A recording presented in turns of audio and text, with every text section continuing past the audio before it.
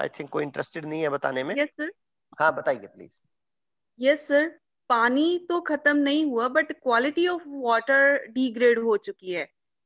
Water is वो not suitable, lost, quality degraded. Good. Yes, for soil, for plants, for human beings, animals, for everything. This is perfect. So friends, since the earth has formed, even not a single drop of water has lost. Because पानी loss कैसे होगा? When water evaporate, जब नीचे जमीन पे पानी का evaporation होता है और वो ऊपर जाता है, तो देन टेम्परेचर डिक्रीजेस, ऊपर जाते जाते टेम्परेचर डिक्रीज करता है इसमें ट्रोपोस्फियर में। जब ये when it reaches at the top of troposphere, water get converted into ice. Temperature -15 -30 degree चला जाता है और 0 डिग्री पे जितना भी वाटर है that get converted into ice. तो जो भी पानी ऊपर जाता है, जो लॉस होने का एक ही तरीका है अर्थ से वाटर का कि वो ऊपर उठ जाए, बट जैसे ही ऊपर जाता है टेम्परेचर कम होता है and water get converted into ice and it again comes back to the earth. So what I want to say, since the earth has formed, even not a single drop of water has lost, then why we are crying that water is a problem, water pollution is there? A very, very good answer has been given by the madam that water has not lost. This is the quality of water that has been deteriorated with time. And this is the man who is responsible for this deterioration of the quality of water. So because of this pollution which we have caused, we have to develop all the water resources in a sustainable way.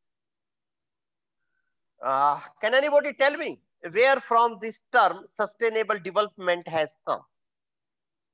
Sustainable development एक word हम बहुत common बोलते हैं सभी लोग. How this term has come? Can anybody will discuss this? Any participant, please. Sir, it's depends upon human beings. जितना deplete होता है I want to उतना know तो what is हम, the meaning of sustainable development and how this term has come. Yes sir, the meaning of sustainable development means जैसा है वैसा maintain रखा जाए और डिप्लीट ना किया जाए।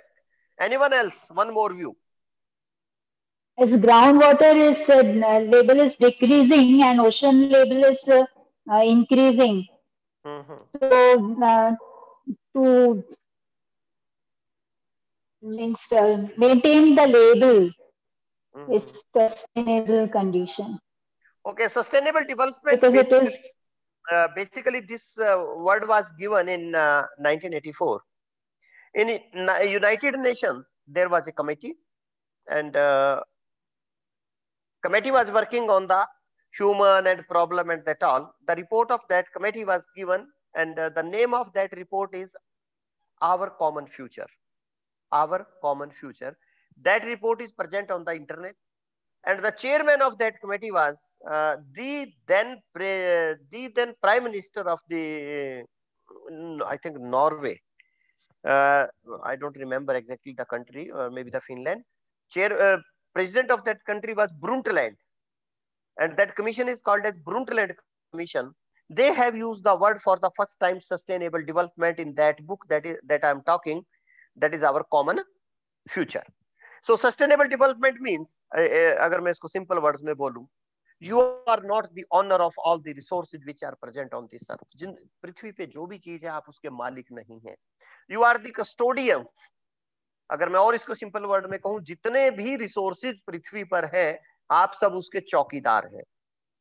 We have got it from our forefathers. हमें अपने पेरेंट्स से मिला है, and we have to give it to the next generation. हम सिर्फ एक चौकीदार के रोल में हैं. We are not in the role of owners. And Mahatma Gandhi ji ने भी एक बड़ी इंपॉर्टेंट बात कही है इसके बारे में कि जितना भी ये एनवायरमेंट है, जो भी रिसोर्सेज प्रेजेंट है on this earth, those resources are for our needs, not for our greeds. लालच के लिए नहीं है. But unfortunately I travel at many places in Punjab. पहले मैं देखता था यहाँ, या जैसा मैं पढ़ता हूँ कि छोटे छोटे नदी नाले बहुत होते थे, but now almost all have dried up, all have gone.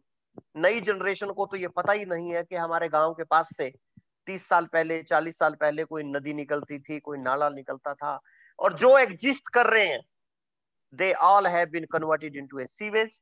मेरा ख्याल आपको सुल्तानपुर में बाबा जी हैं, आप सभी लोग जानते होंगे, सिचेवाल जी, and he was discussed even in the United Nations. काली बई वहां पे एक रिवर है, अगर कोई पार्टिसिपेंट उसकी मुझे स्टोरी बताना चाहे मेरी बजाय कोई part, I want to listen it from some participant that how this Kali Bein जो है, this was recovered by Baba Sinchewal ji. I would like any participant to ponder upon, to talk on that. कोई बताएंगे थोड़ा सा सुल्तानपुर में वो क्या, किस तरह का एपिसोड था जो बाबा जी ने ठीक किया वहां पे उसको? any participant?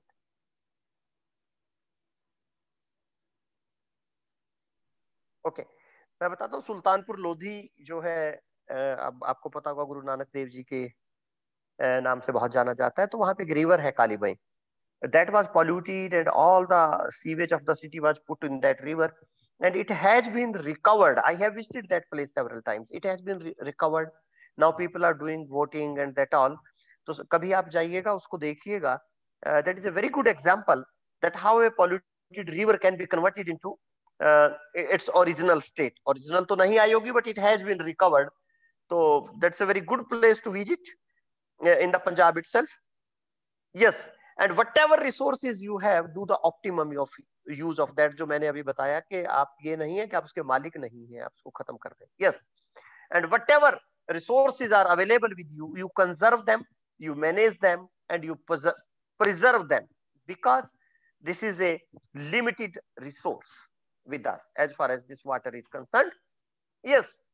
In this slide, I have shown the distribution of the water. Where आप सबको पता होगा ये where the total water is present.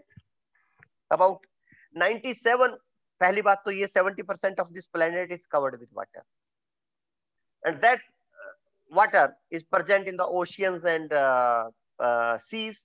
So 97% of the total water is present in ocean and seas. This water cannot be used by the human beings because this water contains a lot of salt. To remove the salt, we need technology as well as electricity, and that scenario, this will be a very costly affair. About 2% of the water is present in the form of ice caps and glaciers. This is a very good quality water, but it's far away from us, and its harvesting is really very difficult. About 1% water is present as our this surface water in our rivers, in our lakes, and a small amount is present in the as a groundwater. As far as this groundwater is concerned, groundwater में जितना भी हमारा groundwater है, 50% of that is present at the depth of more than 1 kilometer, and 50% is present above 1 kilometer. And pumping out water from a depth of 1 kilometer is really very, very difficult. Again, a lot of technology and electricity is required. And the water which is present near to the earth, near to the rocks get dissolved into that water. A number of salts get dissolved into that water, and that leads to a number of problems. जैसे हम पंजाब की अगर मैं बात करूं, arsenic एक problem है, uranium अपने आप में एक प्रॉब्लम है. अगर मैं इधर जाऊं होशियारपुर की साइड, देन सिलिका एक अपने आप में प्रॉब्लम है. And some areas of Punjab, Haryana and Rajasthan I have seen where this fluoride presence in the water is a problem. तो फ्रेंड्स, 97% ओशियन में साल्ट है, यूज नहीं हो सकता. 2% आइस कैप्स एंड ग्लेशियर्स में है, इतनी दूर है कि उसको हम ला नहीं सकते. It's really difficult to capture a you can say glacier. भाई कहां से पकड़ के लाएंगे? अगर कहीं से ग्लेशियर को लेके भी आए हम, we can not bring a glacier to the Bhatinda और Hisar. We can bring a glacier to the Mumbai, means coastal area में ही तो आ सकता और कहीं नहीं आ सकता. वो ग्राउंड वाटर में प्रॉब्लम्स है. A number of salts are present in the groundwater. Surface water की अगर मैं बात करूं, जो हमारे नदी नाले हैं, almost all the rivers, particularly of India, has been converted into sewers. जितनी हमारी rivers हैं, government of India, sorry, not government of India, Ministry of Environment and Pollution, Ministry of Environment, Forest and Climate Change जो है हमारी, they have identified about 360 stretches of different rivers which are highly polluted.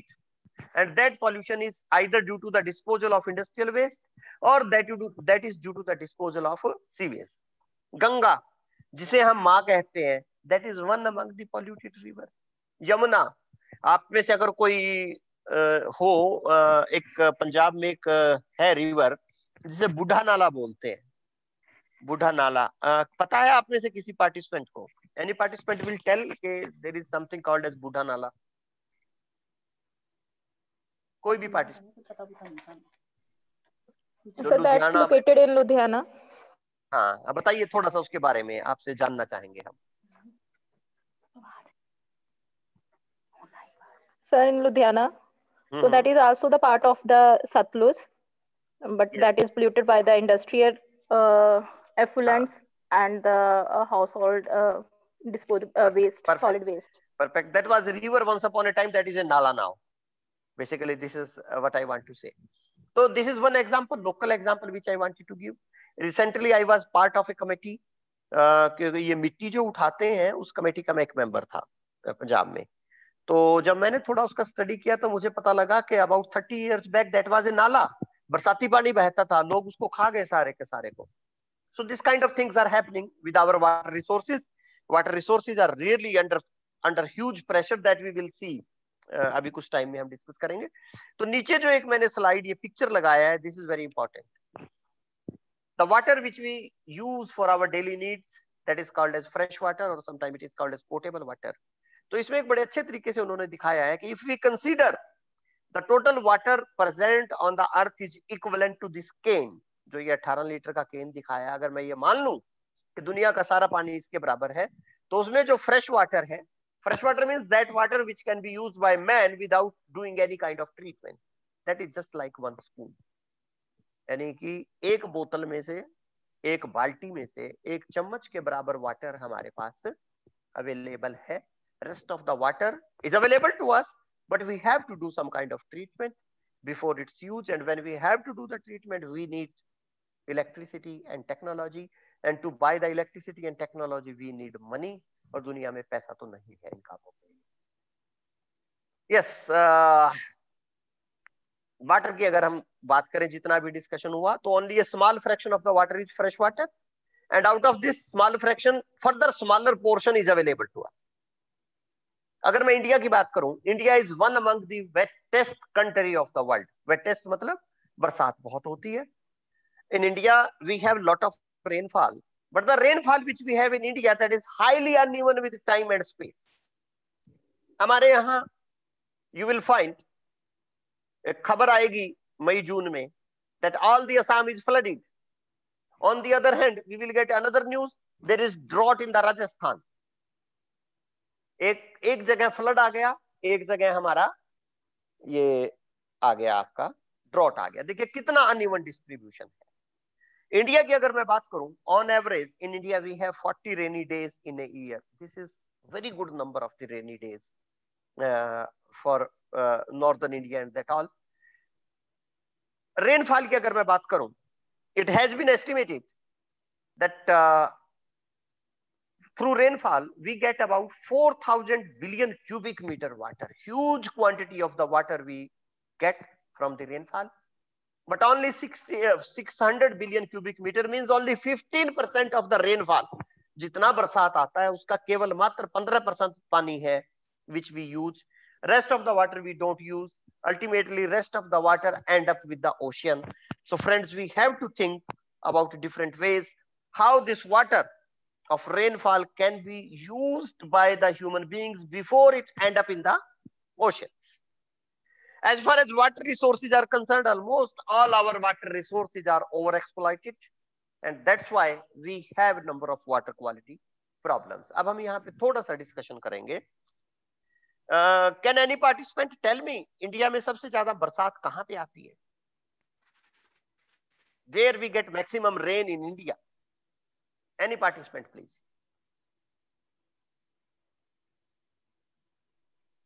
In Cherrapunji, sir. In Cherrapunji. Anyone else? कोई और participant?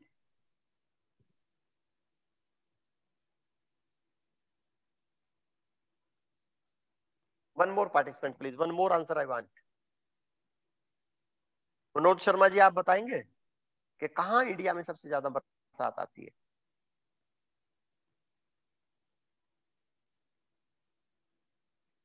Okay. Earlier this was Cherrapunji, but from last few years there is another place called as Mohsin Ram. Mohsin Ram is the another place that is about 18 kilometers away from the Cherrapunji. Nowadays at Mohsin Ram we get maximum rain. सबसे ज्यादा rain आजकल उसमें आती है, पहले चिरापुंजी में आती थी, आप ठीक है, बट अब वो जगह मोहसिन रैम है। इंडिया में एक आदमी है जिसको हम वाटरमैन ऑफ इंडिया कहते हैं कई बार। Can anybody tell me his name? Can anybody tell me the name of the waterman of India?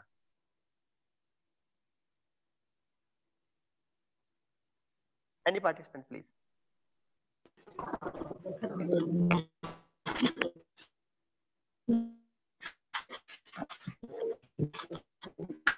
Rajendra Singh. हाँ, mister Rajendra Singh is called as waterman of India. बिल्कुल ठीक बताया आपने। One day I was listening to Rajendra Singh, उनका एक स्टेटमेंट जो ये बता रहा हूँ ना मैं वाटर यूज के बारे में, उनका इसके बारे में एक स्टेटमेंट था that I want to tell you people. उन्होंने हिंदी में एक लाइन बोली थी कि जहां पर वाटर दौड़ता है, ये बंद कर ले please. Please mute your mic. Please mute your mic. जहां पर उनका एक स्टेटमेंट मैं आपको बता रहा हूँ राजेंद्र सिंह का, वो कहते हैं कि जहां पर वाटर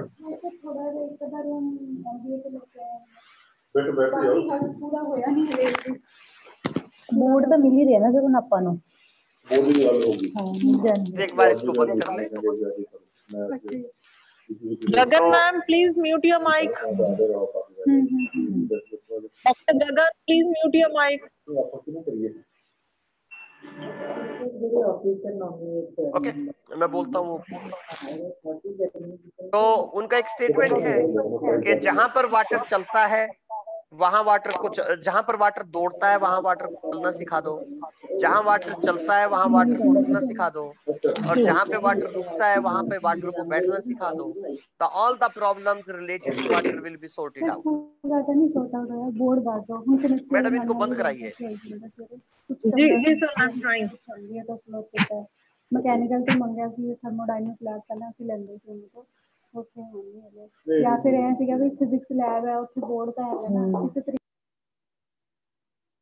हाँ जी, तो राजेंद्र सिंह का एक स्टेटमेंट है वाटर के बारे में, when he was talking that how to manage this rainfall water, कि जहां पे वाटर दौड़ता है वाटर को चलना सिखा दो, जहां पे वाटर चलता है वाटर को रुकना सिखा दो, जहां पे वाटर रुकता है वहां पे वाटर को बैठना सिखा दो। So all the problems related to the water availability of water will be sorted out. Basically वो कहना क्या चाह रहे हैं, जहां पे वाटर दौड़ता है, he is talking about the hilly areas of the country.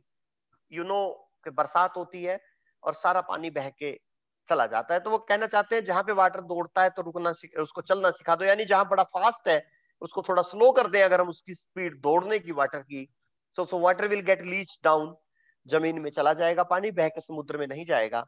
फिर वो कहते हैं जिस एरिया में पानी चलता है, जैसे हमारे एरिया है कुछ और, वहां पे उसको रुकना सिखा दो, यानी कि वाटर थोड़ा स्लो होगा, रुकेगा तो उसका नीचे जमीन में वो चला जाएगा। जहां पे वाटर रुकता है वहां बैठना सिखा दो, यानी उसको जमीन में जाना सिखा दो। All problems of water related problems will be sorted out. This is basically what he want to say. This is a very good statement. This is another important slide, that where the maximum what is the water use pattern in the country. Many people say that maximum water is used in the industries. No, friends, maximum quantity of the water is used in the agriculture sector. About 80% of the total water is used in the agriculture sector, and about 15% of the water is used in the industry, and hardly 5% of the total water is used by the man for his or her drinking needs. यहाँ से आपको एक idea लगेगा that इतना पानी है, उसके बावजूद we are not able to provide the proper drinking water, potable water to our population. तो अगर इस स्लाइड को हम देखें, one thing emerges to our mind that one major sector in which we have to give maximum attention on the water conservation, that is the agriculture sector. अगर agriculture sector में आप 10% water भी save कर लेंगे, we will able to provide the water to all the mankind of the country. जितने भी लोग हैं देश के, सबको पानी मिल जाएगा अगर एग्रीकल्चर में हमने 10% सेव कर लिया। यहां मैं आप लोगों से पूछना चाहता हूं, there is a country which is doing maximum research on the use of water in agriculture. कोई मुझे उस कंट्री का नाम बताएगा? व्हाट इज दैट कंट्री जिसने कि एग्रीकल्चर में वाटर कंजर्वेशन पे बहुत काम किया है? एनीबॉडी? In USA sir? नहीं, यूएसए में तो बेहिसाब पानी है, यूएसए ने तो नहीं किया। It's a small country.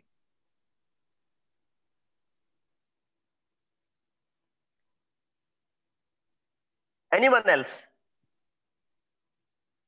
भाई थोड़ा सा इंटरेक्टिव बनाइए इस लेक्चर को, ऐसे तो क्या मजा आएगा, मैं बोलता रहूंगा ऐसे ही। One more answer please.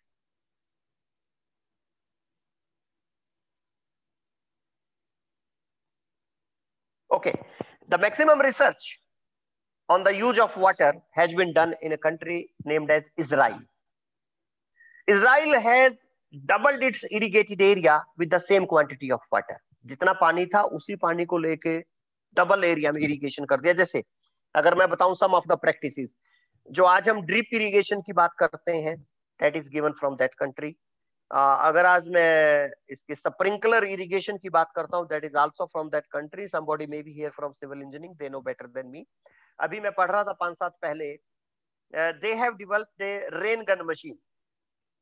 इसको पुलिस भी यूज करने लगी है लोगों को भगाने के लिए। तो जो वो रेन गन मशीन है, दे माउंट इन द फील्ड और पूरे खेत में बरसात कराते हैं वो उसकी वजह से। थर्डली, जैसे एक बड़ा और छोटा सा एग्जांपल बताता हूँ, Israel has made it compulsory that we will be doing the irrigation at night time, कि रात को इरिगेशन करेंगे, because when we do irrigation in day time there is lot of evaporation of the water. And secondly, another thing which they do, they constantly monitor the moisture content of the agricultural field. Means whether irrigation is required or not, that depends upon this monitoring of the irrigation. Since sensors है, खेत में sensor लगाएंगे and simply they will get the reading how much is the moisture, whether irrigation is needed or not.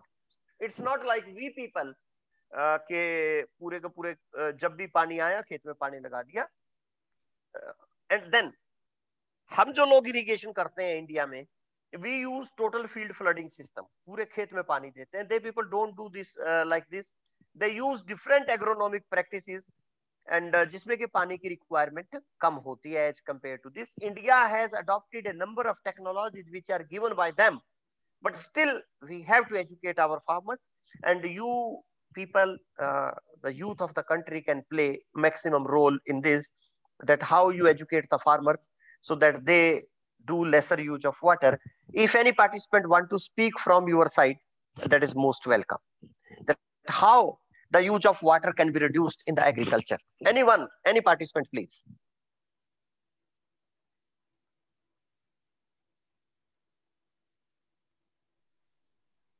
Sir, due to with help of drip irrigation, plus ऐसी को grow किया जाए जिसमें less water use होता है। Means you are telling that scientists should develop some drought resistant varieties, because when we will be having some drought resistant varieties, certainly they are going they will be requiring a lesser quantity of water. Yes, this is one thing that can be done, and scientists in agriculture university might be doing that. Some other suggestion, please. Yes. Some other suggestion. Paddy grow होती है जो specially in Punjab में, उस पे control किया जाए। Means we have also look upon the kind of crops which we cultivate. Yes. एक ही ये हो गया। तो here some legal provisions will come. Punjab government ने एक रूल बनाया हुआ है शायद, that nobody can grow paddy before 10th July or 15th July. उससे पहले कोई पैडी लगा नहीं सकता। अगर कोई उससे पहले लगाएगा तो he can be punished. The reason is very simple. अगर आप 15 जुलाई या 10 जुलाई शायद डेट है, उससे पहले अगर आप लगाते हैं तो you are going to use, आप पानी लेंगे कहां से लेंगे? जमीन से निकालेंगे, that is going to deplete our ground water resource. But 15 जुलाई तक हमारे यहाँ पे मानसून आ जाता है, तो जब वो मानसून आ जाएगा then you can grow the paddy. Rule है, but many people follow, many don't follow. We have to implement the law very seriously. Some other suggestion, please. What sir, can be? sir, Yes, please. drip irrigation. Drip irrigation. Drip irrigation is one of the suggestions, but drip irrigation can be used only for our bagans. जो orchids है ना हमारे, yes. Drip irrigation वहां पे use किया जा सकता है. अभी गेहूं राइस में तो नहीं किया जा सकता. Over there we can use this sprinklers. Sprinkler, yes. That sprinklers फुहारा जो है वो यूज किया जा सकता है वहां पर. कोई और आइडिया आपका? Any one more idea? Yes, people are coming. अच्छा लग रहा है मुझे. एक आइडिया और. सिमरजीत कौर जी, आप कुछ बताना चाहेंगी कि एग्रीकल्चर में पानी को कैसे बचाया जाए?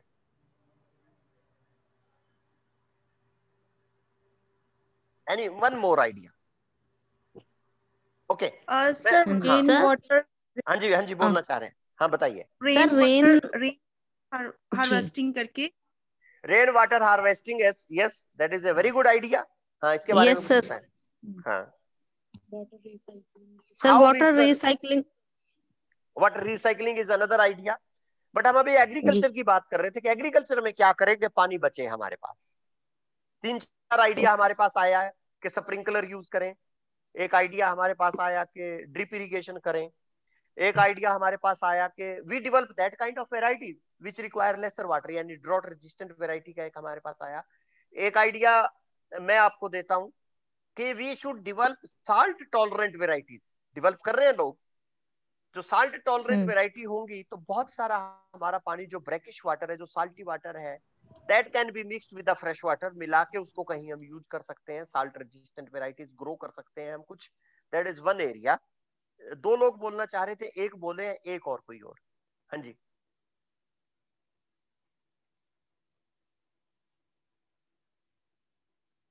Okay. Now let me come to the industries. Whatever water is used in the industry, more than 80-85% of that water come back as effluent. Industry में जो water जाता है, that is very neat and clean, best quality water. But when it comes from back from the industry, this is highly polluted. And as per law, as per regulations, industries are supposed to treat that water. But unfortunately, many a times that water is treated, many a times semi-treated, many a times untreated. इस पानी को लेके वो फिर इधर उधर disposal करते हैं. Sometimes this industrial water effluent is disposed in the agricultural field. Sometimes it is disposed in our rivers. Sometimes it is disposed in our lakes. Sometimes it is even pumped in the ground. जमीन में borewell करके उसके अंदर डाल रहे हैं बहुत सारे लोग. मैं अभी आपको दिखाऊंगा.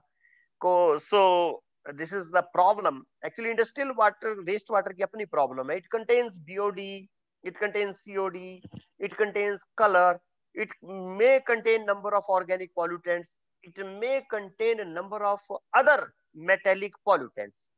So I want to know from you people what to do to handle the industrial waste. Yes, please. जैसे पहले बताया, so I want 2-3 suggestions from you people. बताएंगे सर कि इंडस्ट्रियल एफ्लुएंट के केस में हम क्या करें?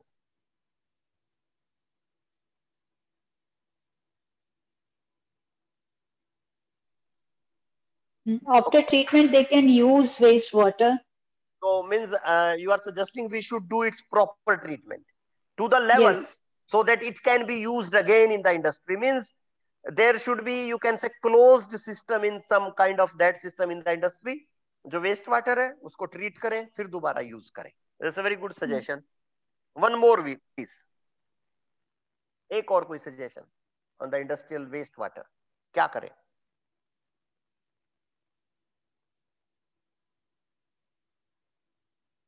Okay, there are so many things which can be done in case of industries.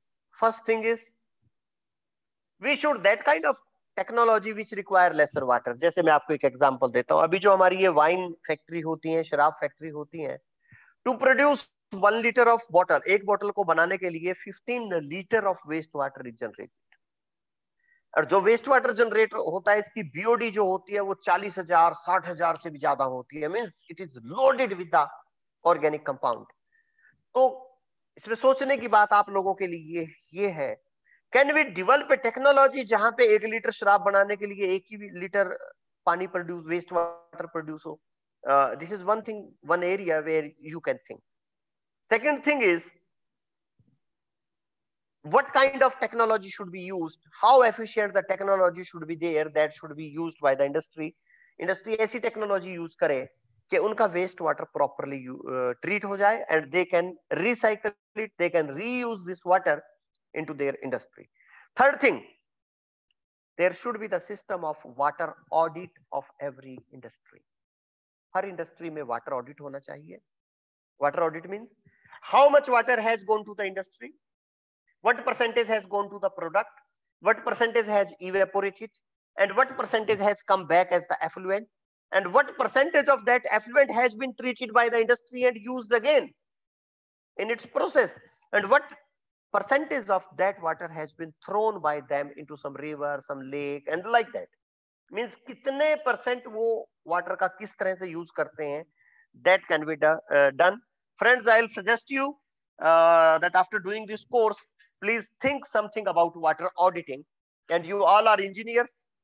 You can do the water auditing in much better way than anyone else because you are expert of the calculations and making the formulas.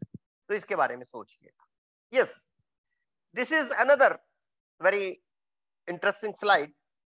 That what is going to happen means the gap between the present supply of the water and demand of the water after 10 years from today. अगर आप ये पहला India का map देखें, इसमें हमने ये दिखाया है कि ब्लू कलर इज इंडिकेटिंग जो जो एरिया ब्लू कलर से है इस मैप में, that area will be having about 20 to 80% gap in the demand and supply. Means demand in this area will be 20 to 80% higher than the supply of the water. तो यानी 10, 15, 20 साल के बाद we are going to face huge problem with respect to the availability of water. आप और मैं तो शायद खरीद लेंगे, but what to say of those poor countrymen जो हमारे और देश के बहन भाई हैं, how they are going to handle. आप एक चीज और बड़ी इंपॉर्टेंट देखिएगा, we all are living in the Ganga basin. सब गंगा बेसिन में हम रहते हैं. या ये जो हमारा है, हमारे देश में 3 रिवर बेसिन है बेसिकली, अगर नॉर्दर्न इंडिया में खासकर. एक तो हमारा इंडस वैली वाला है, ये जो हम बैठे हैं, एक गंगा वाला है, ये थोड़े ओवरलैप करते हैं, तीसरा ब्रह्मपुत्र वाला है. ये तीनों रिवर का अगर मैं सिस्टम देखूं, हिमालय के जो ये 3 मेन सिस्टम है, इंडस, गंगा और ब्रह्मपुत्र, सारा ब्लू कलर है. यानी इस रीजन में तो पानी की दिक्कत होगी ही होगी. सिर्फ एक गोदावरी बेसिन है जहां पे संभावना है कि वाटर प्रॉब्लम कम होगी. नीचे अगर मैं कृष्णा रिवर वाले एरिया में जाऊं, again there also there will be huge shortage of water. Friends, being engineer, this is your duty that what to do and how to bring this blue color to green color. कैसे हम ये सब करें. हम agriculture की बात कर रहे थे. ये जो साइड में स्लाइड है उसमें ये दिखाया है. अभी हमारे पास कुछ सजेशंस थे, but it has been predicted that rice cultivation is going to increase, और डिक्रीज नहीं करेगी. And as a result of that water demand is going to increase. आज हम जितना वाटर यूज कर रहे हैं, 10 साल बाद एग्रीकल्चर में कम होने की बजाय उससे 10% ज्यादा यूज होगा. About today now we are using about 980 billion cubic metre water in our agriculture, और 10 साल के बाद ये 1200 बिलियन क्यूबिक वाटर, मींस 20% के आसपास ज्यादा होगा. Again this is the right time when we have to think that what to do to handle this water demand of the agriculture sector. Certainly we have to do a lot. I have taken some photographs from some newspapers. This is I am showing to you. This is from my city, that is Hisar. बड़ा problem आता है water का. Basically मैं आपको ये बताना चाहता हूं, who are the victims of the water pollution, who are the victims of the water storage. आप लोग मुझे बताइए, जब दुनिया में पानी की कमी होगी तो सबसे पहले किन लोगों पे असर पड़ेगा? Who will be affected most? बताइएगा सर. कॉमन सी बात मैं पूछ रहा हूं आप लोगों से. Yes, please.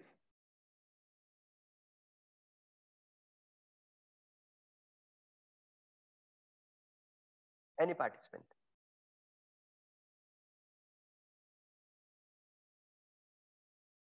ओके मैं आपको बताता हूँ दुनिया में जब भी पानी की शॉर्टेज होगी the worst affected will be women. महिलाओं पे सबसे ज्यादा फर्क पड़ेगा इंडिया में, because in India this is the duty of the women to arrange the water for the family. आपने बहुत बार देखा होगा कि womens have to travel 1 kilometre 2 kilometre. Punjab Haryana हम जिस एरिया में रहते हैं तो बड़ा डेवलप्ड एरिया है, but if you go to the other part of the country like Madhya Pradesh, Uttar Pradesh, women have to travel a lot to get the water. जाती है बेचारी, वहीं नहाती है, आते हुए फैमिली के लिए पानी लाती है. In this whole process, say 3 hours of the women are lost. Imagine if those 3 hours which are lost by the women to get a bucket of water, that can be used somewhere else for some good activity. And अगर women उन 3 hours को किसी और काम में लगाएगी तो certainly ये कंट्री बहुत आगे बढ़ेगा. ये फोटोग्राफ मैंने इसीलिए दिखाया, एक तरफ तो नेता खड़े हैं who are providing the water, but जिनको पानी लेना है वो बेचारी सारी की सारी अगर आप देखें वीमेन. सेकंड जो विक्टिम होंगे इसके, they will be the children. बच्चे इसके विक्टिम होंगे वाटर शॉर्टेज के. And third certainly victim will be poor people of this water shortage. मैं कहीं पढ़ रहा था, एक बड़ी इंपॉर्टेंट बात वहां पे लिखी थी. If it would have been the duty of man to arrange the water for family, then this problem would have been sorted out long ago. अगर आदमी को फैमिली के लिए पानी का अरेंजमेंट करना होता तो ये समस्या का बहुत समय पहले निदान हो जाता. ऐसा कहीं लिखा था. मैं चाहता हूं अगर कोई आप में से इस बात पे कमेंट करना चाहे, कुछ कहना चाहे, तो I will be more than happy. Any participant please. क्या ये जो हमने कहा है कि विक्टिम कौन लोग होंगे, इसमें आप कुछ ऐड करना चाहें? Any participant, please.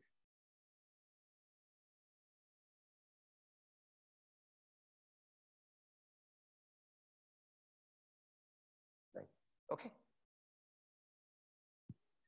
Yes, ये बहुत इंपॉर्टेंट स्लाइड है. अगेन आप इंजीनियर लोगों के लिए एक बड़ा कैलकुलेशन का टॉपिक है. This I have taken from Dainik Bhaskar करके न्यूज़पेपर से मैंने लिया है, quite old. And according to that उस शहर में 3 लाख रुपए का पानी बिकता है. पानी एक तरफ हम कह रहे हैं 70% of the India is covered by water, sorry world is covered by planet. 70% जो है हमारा कवर्ड है वाटर से. ऑन द अदर हैंड लोग जो है पानी खरीद रहे हैं. फ्रेंड्स, नाउअडेज दिस जो बॉटल्ड वाटर कहते हैं हम, जिसको स्टिल वाटर कहते हैं या मिनरल वाटर कहते हैं कई बार, this is a very big business nowadays. अगर हम एक छोटी सी कैलकुलेशन करें, आप इंजीनियर लोग हो, मुझे एक छोटी सी कैलकुलेशन का जवाब दें. ऑन एवरेज इंडिया में एक आदमी 20 बॉटल वाटर की खरीदता है एक साल में. मैं कैंफर की बात नहीं कर रहा हूं जो शॉप्स पे आते हैं, मैं बॉटल्ड वाटर की बात कर रहा हूं. तो आप मुझे बता सकते हैं कि ये कितनी बड़ी इंडस्ट्री है? छोटी सी कैलकुलेशन करके कितनी बड़ी इंडस्ट्री है, यानी कितना रुपए की इंडस्ट्री है जब एक आदमी 20 बॉटल खरीदता है ऑन एवरेज? हाँ जी सर, कोई भी बोलना शुरू कीजिएगा कि कैसे कैलकुलेशन करें हम इसकी, टू कैलकुलेट कि इंडस्ट्री कितनी बड़ी है, पानी की इंडस्ट्री जो इस देश में है. Any participant please.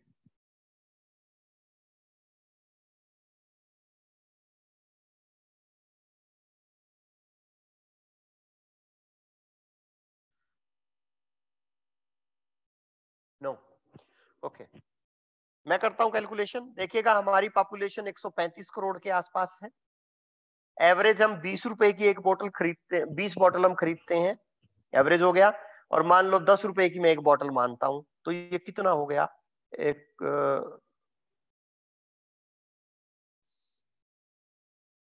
मतलब मेरे पास आ रहा है 37,000 करोड़ रुपए की इंडस्ट्री है बोटल्ड वाटर की.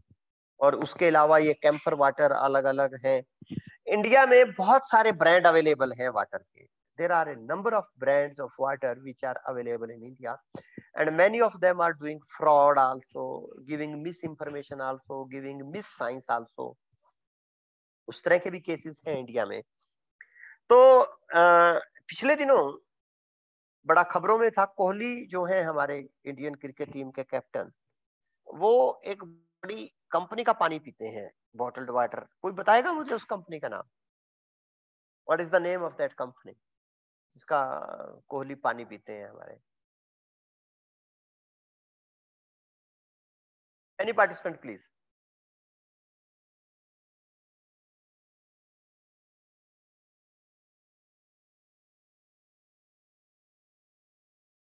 ओके, कोहली जिस कंपनी का पानी पीते हैं उसका नाम है avian. Avian is name of A city in France. France में उस शहर में छोटा सा गांव है, एक झरना है, उसमें से पानी निकलता है और वहां से उस नेचुरल वाटर की बॉटलिंग की जाती है एंड दैट इज सोल्ड। तो वो जो है 200 रुपए से लेके 600 रुपए पर लीटर के आसपास उसका वाटर अवेलेबल है इंडिया के अंदर, that used by our Indian captain. Recently some of my student, जब हम ये सब डिस्कशन कर रहे थे सेंट्रल यूनिवर्सिटी ऑफ पंजाब में, तो one of my students told me that I am from Kashmir, and in Kashmir also we have a number of such kind of jharnas. So that boy is working on that, and I pray to the God someday he will also bring his brand. तो आप ये देखिएगा कि water पिछले कुछ सालों में इतना बड़ा बिजनेस बन के खड़ा हो गया है, and this all is because of the water pollution. If you are traveling anywhere from Bhatinda to Delhi, either you will take water with you, या तो आप घर से पानी लेके चलेंगे, and if you don't take water from the home, अगर आप कहीं पे वाटर खरीदेंगे भी तो you will buy a Bisleri बोतल, और कोई भी किसी भी ब्रांड की आप एक वहां पे बोतल खरीदेंगे, you are not going to use or going to drink the tap water that is available on different bus stands or different places पे। शायद आप में से पिछले कितने सालों में से किसी ने यूज ही ना किया, जो सड़कों के किनारे प्याऊ बोल देते हैं, पानी अवेलेबल होता है इधर उधर, आप शायद कहीं यूज भी नहीं करते, because at the back of your mind ये बात बड़ी क्लियर है that water which we get here is polluted. ये देखिए हमें कितना शक हो गया है अपने देश के वाटर रिसोर्सेज पे, that these water resources may be polluted. Okay, यहीं पे मैं आपसे एक सवाल पूछता हूं। According to Government of India norms, urban area में एक आदमी की कितनी रिक्वायरमेंट है और रूरल एरिया में एक आदमी की पर डे कितनी रिक्वायरमेंट है? यस प्लीज, ये जरूर आंसर कीजिएगा आप लोग। हाँ जी, 110 लीटर है। 110, आई थिंक 135 लीटर है इसके लिए, डिपेंडिंग। हाँ, बहुत बढ़िया। रूरल एरिया में this is 90 litre, this is the demand of the water, perfect. But I think we are not able to provide even this much quantity of water to our countrymen. Yes. Basically, here in this slide, I have shown the water usage pattern. Whatever quantity of a person is used, that basically depend upon the economic condition. जैसे USA की अगर मैं बात करूं, domestic sector only, वहां पे जो daily water use है that is about 400 litre per capita per day. India की बात करूं तो रूरल एरिया में this demand is about 90 litres. Urban में earlier it was 140 liter, now it has been reduced to, it was reduced to 135, but one participant told 110. This I have to check whether it has been further reduced or not. USA में 4 लोगों की family 1 million litre water use करती है इन a year, whereas in India a family of 4 people uses only just 0.15 million liter of water, and again this is depending upon the economic status. Yes, now let me move a little bit toward the water quality. Here I am talking only about this surface water, river water and canal water. एक parameter होता है, आप सभी जानते हैं, that is the dissolved oxygen. हमारे waters में generally dissolved oxygen जो रहती है वो 9-10 मिलीग्राम पर लीटर के आसपास रहती है। 9 to 10 milligram per liter is the average quantity.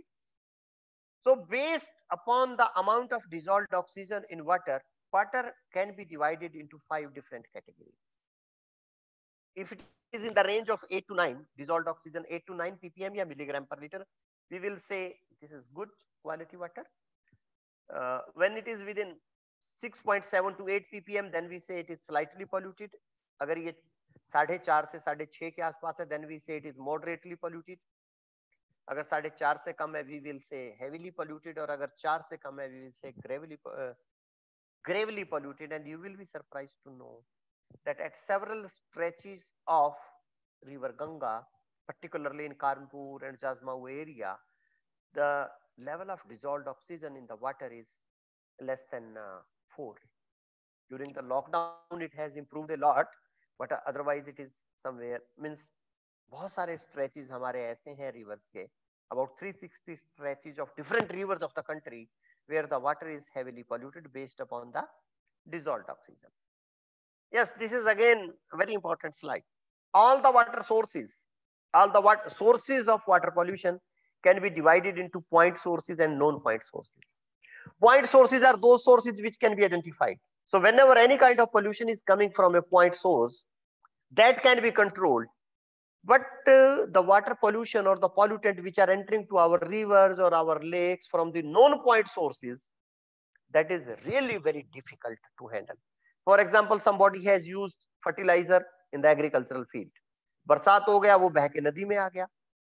Many a times, means the people who are living near these rivers, they are putting their domestic waste in the river, they are putting their sewage in the river. तो ये जो इस तरह का pollution है, इसको रोकना एक बहुत difficult भी है. And this is one area where research is required, that how to handle the non-point sources, means those sources which cannot be identified, that where from the pollution is coming to the river water. ये अपने आप में एक बहुत बड़ा important issue है. Yes. This slide I have prepared based upon the data, that what kind of pollutants are present. All kind of pollution which is present in the water can be divided into 3 categories: physical pollutants, chemical pollutants, and biological pollutants. Biological pollutant may be bacteria, virus, protozoa, parasitic worms, anything it may be. Then एक होते हैं organic waste. Organic waste which can be degraded. When these organic waste, जो हमारे जिसमें BOD, COD वाले जितने भी होते हैं, when these are disposed in any river, they consume the dissolved oxygen of that river or water body. And when the oxygen is consumed of that particular river or water body, dissolved oxygen level कम हो जाएगा.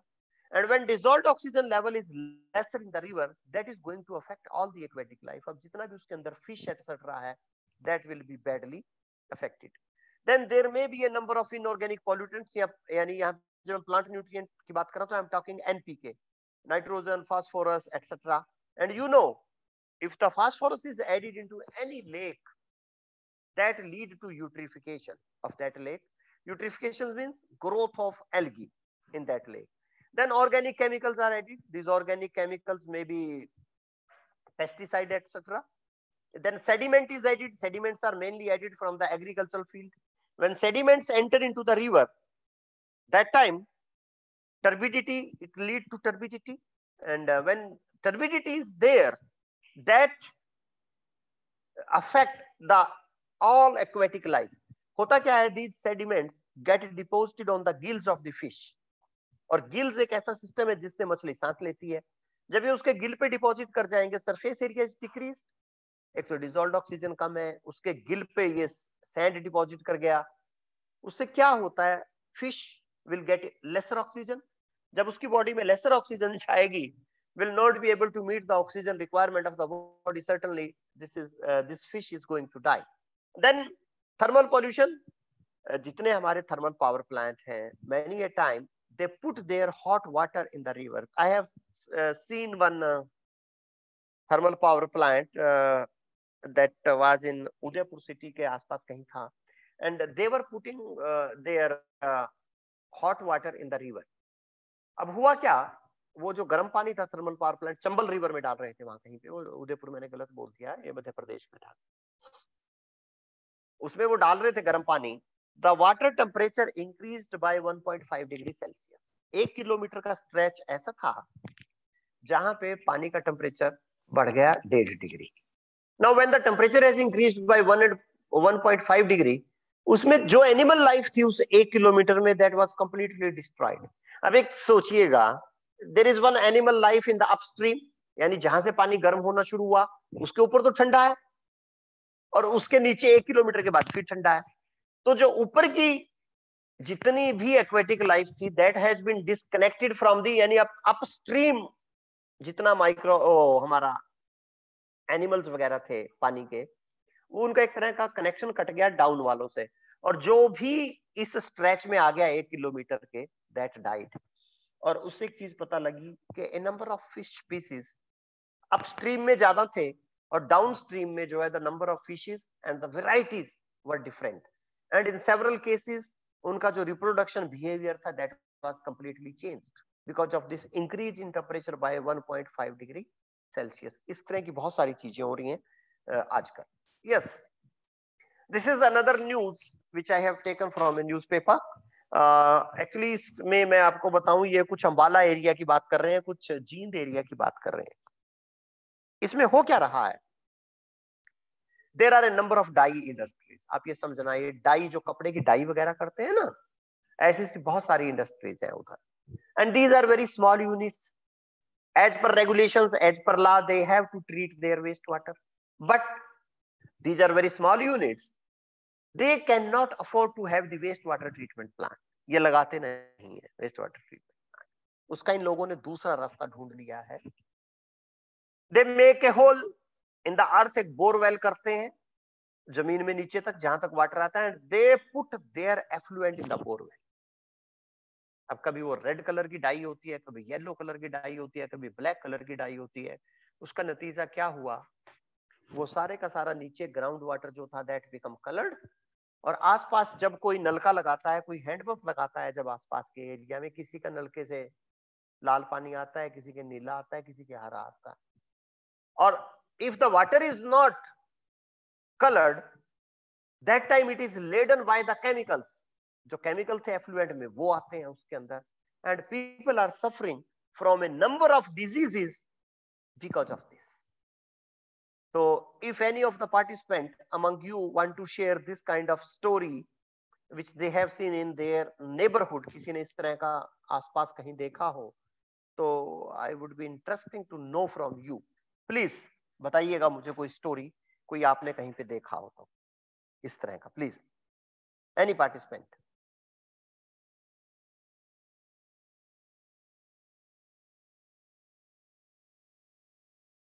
No. Okay. Yes, this is another news which I have taken from the Hindustan Times. आपको पता होगा एक river Yamuna है। यमुना जो है उसकी टोटल लेंथ जो है 1400 किलोमीटर के आसपास है, and Yamuna is a tributary of river Ganga.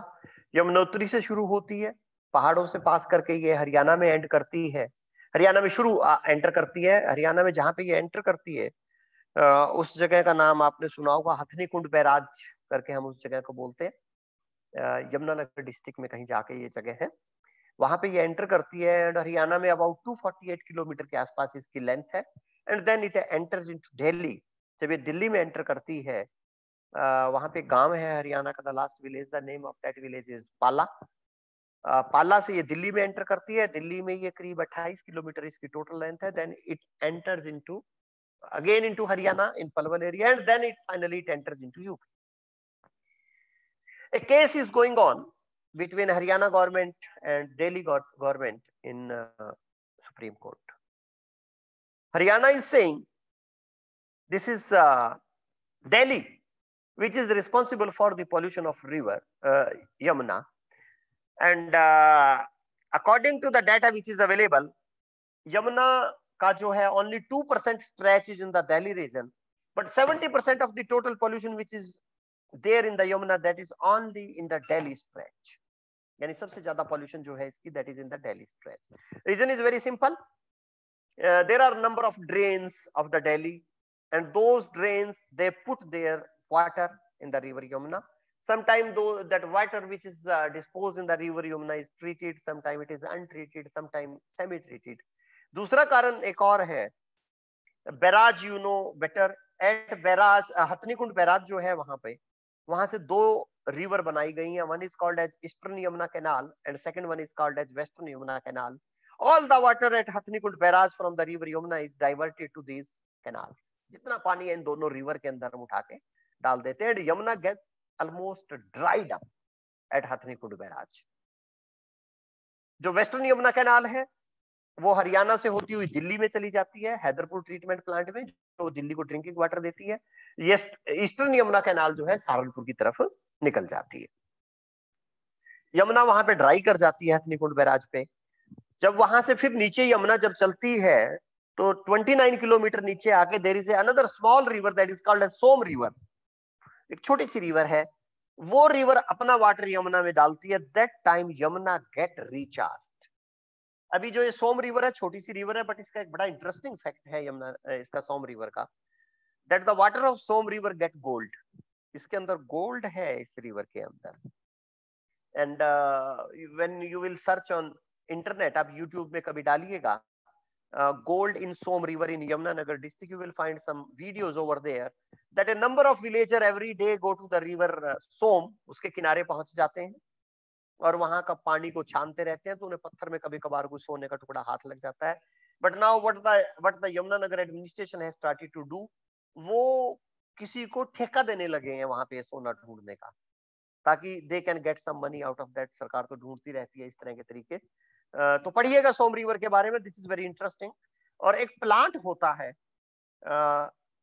मेरे को नाम तो अभी याद नहीं है उस प्लांट का, उस रिवर के पास वो प्लांट मिलता है. और उस रिवर की खास बात ये है कि वो प्लांट उन्हीं एरिया में ग्रो करता है जहां पे गोल्ड होता है. मींस वो थोड़ा गोल्ड का अपटेक करता है वो प्लांट. तो थोड़ा पढ़िएगा. Then Yamuna get recharge. उसके बाद ये करनाल, कुरुक्षेत्र, इधर से यमुनानगर से होती हुई फाइनली ये पानीपत से होती हुई दिल्ली में पहुंच जाती है. It's like that.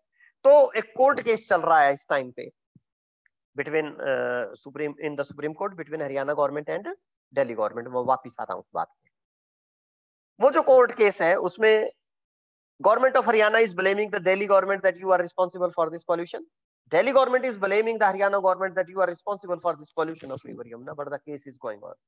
But interesting story है इसकी. The scientists of Haryana will go to the Okhla bridge in Delhi and they will take in sample from the Okhla bridge. अब दिल्ली का क्योंकि उसके अंदर सीवर डाल रहे हैं तो सीवर में BOD एंड COD होती है. तो जो हरियाणा साइड के साइंटिस्ट हैं they will study BOD and they will study COD and they will study DO level. Delhi region में यमुना के वाटर में BOD level is high, COD level is high and DO level is less. तो वो data वो court में present करते हैं. See me lord, BOD is high, COD is high and DO is less. एक सैंपल वो हरियाणा में से ले लेते हैं, वहां पे BOD is very less, COD is very less and DO level is very high. तो कहते हैं देखिए हमारे यहाँ तो पानी बिल्कुल ठीक है, ये दिल्ली में पॉल्यूटेड है. On the other hand Delhi scientist take water sample from Pala, that is the last village जहां से वो दिल्ली में एंटर करता है. When they take sample from that place, वो BOD COD तो उधर है नहीं. वो उसमें क्या स्टडी करते हैं, फास्फोरस कंटेंट, सम है दिस नाइट्रेट कंटेंट, क्योंकि हमारे खेतों से यूरिया वगैरह होता हम यूज करते हैं, बह के आ जाता है वहां पे. वो सरकार को जाके कहते हैं देखिए इसमें नाइट्रेट लेवल जाता है, फॉस्फोरस लेवल जाता है, and they people are responsible for the pollution. यानी there is a two set of scientist, एक अलग तरह के पैरामीटर लेता है, एक अलग तरह के पैरामीटर लेता है, and ultimately they try to convince the honourable court that they are responsible, we are not responsible, and vice versa. दोनों ऐसा एक करते हैं. फ्रेंड्स, सारी कहानी का मोरल ये है that nobody say that yes we are responsible for this and we will do something. कोई ये कहना नहीं चाहता है. their blame game is going on. Ultimately story का जो bottom line ये है, after these all efforts Yamuna is still polluted. Blame game चल रहा है एक दूसरे पे, but nobody is taking care of Yamuna. Yamuna action plan आया, ये आया, वो आया, but still the Yamuna is polluted. Yes, ये एक न्यूज है जो न्यूज़पेपर से मैंने लिया है, एंड बड़ा डेंजरस रिपोर्ट है. According to this is the statement given by the minister of state for drinking water and sanitation.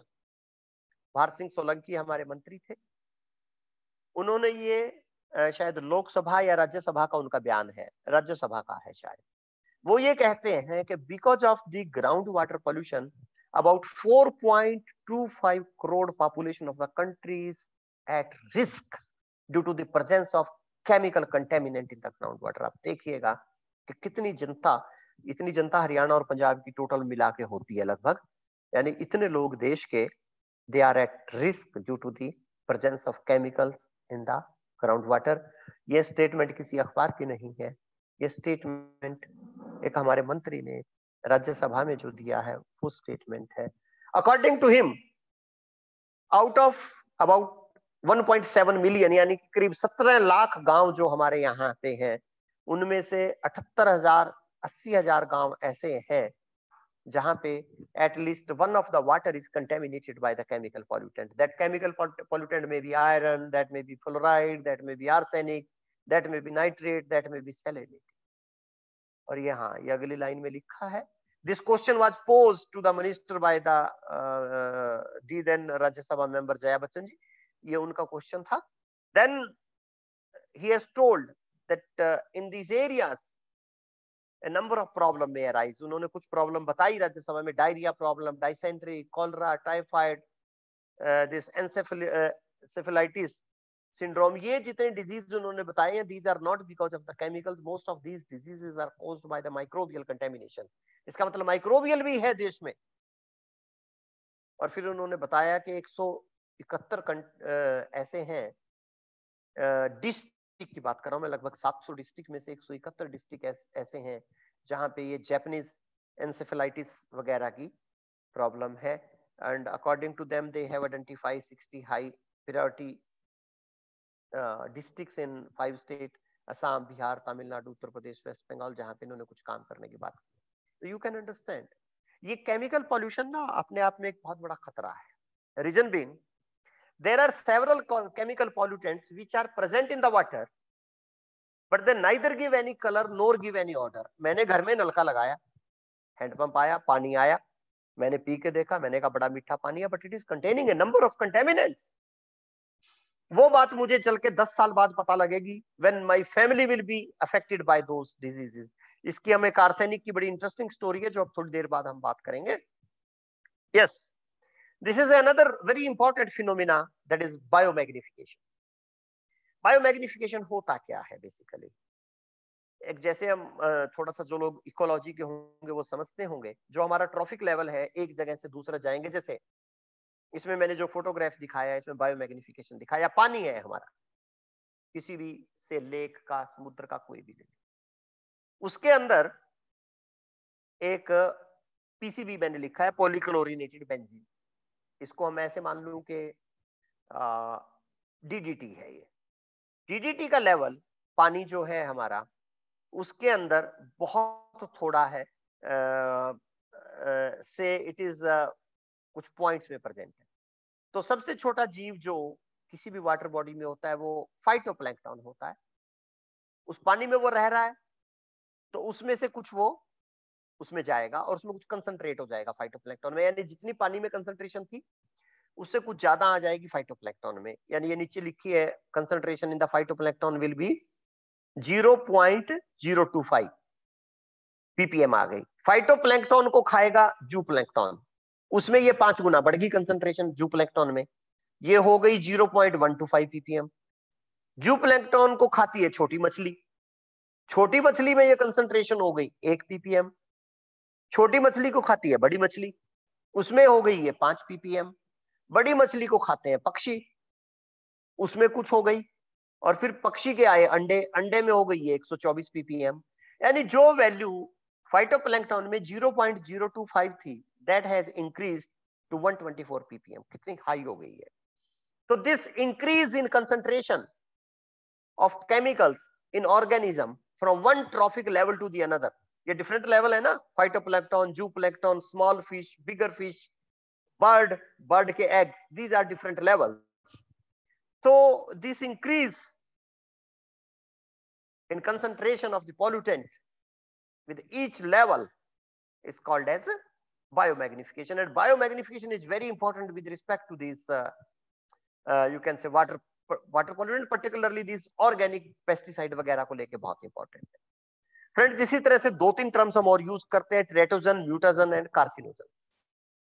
Basically, what are teratogens? Teratogens are some kind of drugs which interfere with the development of embryo fetus, यानी बच्चा है मां के पेट में, उसकी अंदर birth defect जो चीज ले आए, that is called as teratogen. आपने देखा होगा nowadays बहुत सारे बेबीज हमारे उनमें कुछ प्रॉब्लम रहती है, बहुत सारा स्टिल बर्थ का आजकल प्रॉब्लम है, मरा हुआ बच्चा पैदा होता है. This kind of problems are there. इसीलिए आपने देखा होगा जितनी हमारी एक्सपेक्टिंग मदर्स होती हैं, generally they don't take the drugs and that all. तो ट्रीटोजेंस वो होते हैं, teratogens are those chemicals, those drugs which interfere with the embryo, यानी अभी बच्चा दुनिया में आया ही नहीं, उससे पहले उसके अंदर प्रॉब्लम आ जाएगी. Recently my teacher professor T S. Katpal did one study, मेरे टीचर हैं वो हिसार में. He took the placenta of some mothers. Placenta is that link between mother and the baby. माँ और बच्चे के बीच में जो कनेक्शन होता है वो प्लेसेंटा होता है. All the feed to the baby from the mother is going through the placenta. उसी के थ्रू जाता है बच्चे के अंदर जो कुछ भी जाता है माँ से. He took some placenta of from some hospitals with certainly with the permission of the mothers, and he found the presence of DDT in the placenta. अगर प्लेसेंटा में डीडीटी प्रेजेंट है, यानी वो मां को गया, मां को कहीं से भी आया, कोई भी चीज, मां ने दूध लिया उसमें डीडीटी है, मां ने हनी लिया उसमें डीडीटी है. I think there is hardly anything in which DDT is not present, although level may be very low, but जब वो एक लेवल से दूसरे लेवल पे जाएगा तो उसकी कंसंट्रेशन बढ़ जाएगी. यानी कि वो खाने की चीज से गया मां में, मां से गया प्लेसेंटा में, प्लेसेंटा से गया बच्चे में, हर लेवल पे 10 गुना लेवल बढ़ता चला जाएगा. तो डॉक्टर काटपाल ने जो वो स्टडी किया, and he found the presence of DDT in the placenta, यानी बच्चा पैदा नहीं हुआ उसको पहले ही DDT की डोज मिलनी शुरू हो गई है. Then he took some samples of the still babies, जो मरे हुए बच्चे पैदा हुए उनके कुछ उसने टिश्यू सैंपल लिए, and he presented that still babies were having the DDT. देखिएगा कितनी गलत बात है, जो पैदा ही नहीं हुआ उसके अंदर हमने DDT पहले ही पहुंचा दिया है. Then he did a number of studies on the eggs. He did a number of studies on the honey, vegetable. बहुत उनका काम है DDT पे, कभी आप डाल के देखिएगा professor T S. Katpal. Pesticide residues, ये 2 वर्ड डालने हैं गूगल में, you will get number of publication from doctor Katpal. Even दुनिया में जब बच्चा पैदा होता है, द वेरी फर्स्ट थिंग जो बच्चे को मिलती है that is the mother milk. माँ का दूध पीता है सबसे पहले. He took number of samples from the mother milk. माँ के उन्होंने बहुत सारे सैंपल लिए दूध के, एंड जो डाटा आया, that was so surprising that even that mother milk was containing the pesticide. Some Rajya Sabha Lok Sabha member raised this question in Rajya Sabha. किसी ने राज्य सभा में क्वेश्चन उठा दिया उनका रिसर्च पेपर पढ़ के, and then Dr. Kaटpal gave reply and that all from the government side. वो जैसे प्रोसीजर होता है. Okay, teratogen के बाद आगे mutagens. Mutagens are those chemicals. These may be chemicals or these may be some physical agent which do the changes in the genetic material. ये अपने आप में बहुत बड़ी बात है, जो है आदमी के डीएनए के साथ ही प्ले कर जाए, and this may lead to so many different kind of cancer problems. Mostly जितने भी हमारे mutagens हैं, they are carcinogens. Carcinogen उन चीज, उन पॉल्यूटेंट को कहते हैं हम which directly cause cancer. तो ये 3 टर्म्स मैंने 4 बताई आपको, biomagnification, teratogens, mutagens and carcinogens. Okay, ये एक स्लाइड जो मैंने इंटरनेट से लिया है टेराटोजन का, just be on lighter side. बच्चा पैदा हो रहा है, सारे मुंह में, इधर उधर बॉडी पार्ट में उसके बाल हैं. ये एक एग्जांपल बछड़े का यहाँ पे हमने दिखाया है कि बछड़ा पैदा हो रहा है, बच्चा पैदा हो रहा है एनिमल के, उसके 2 मुंह लगे हुए हैं. ये ऊपर जो एक फिगर है ये बड़ा इंटरेस्टिंग है, that baby is there in the वॉर्म ऑफ द मदर. माँ जो अल्कोहल लेगी, कोई ड्रग्स लेगी, कोई हार्मोन लेगी, अगर सिगरेट स्मोकिंग करती है या कोई ऐसी चीज खाती है जिसमें लेड एंड मर्करी है, these all things pass through the placenta and go to the baby, and these all play the role of the teratogens. So we have to educate our people about these teratogens. This is you people who can educate. आपको पता ही होगा इस सारे के बारे में वैसे पहले. Yes, आजकल कुछ नई तरह के पॉल्यूटेंट आ रहे हैं, थोड़ी देर अब हम उन पे लगाएंगे. न्यू तरह के पॉल्यूटेंट की अगर मैं बात करूं, these are certain chemicals.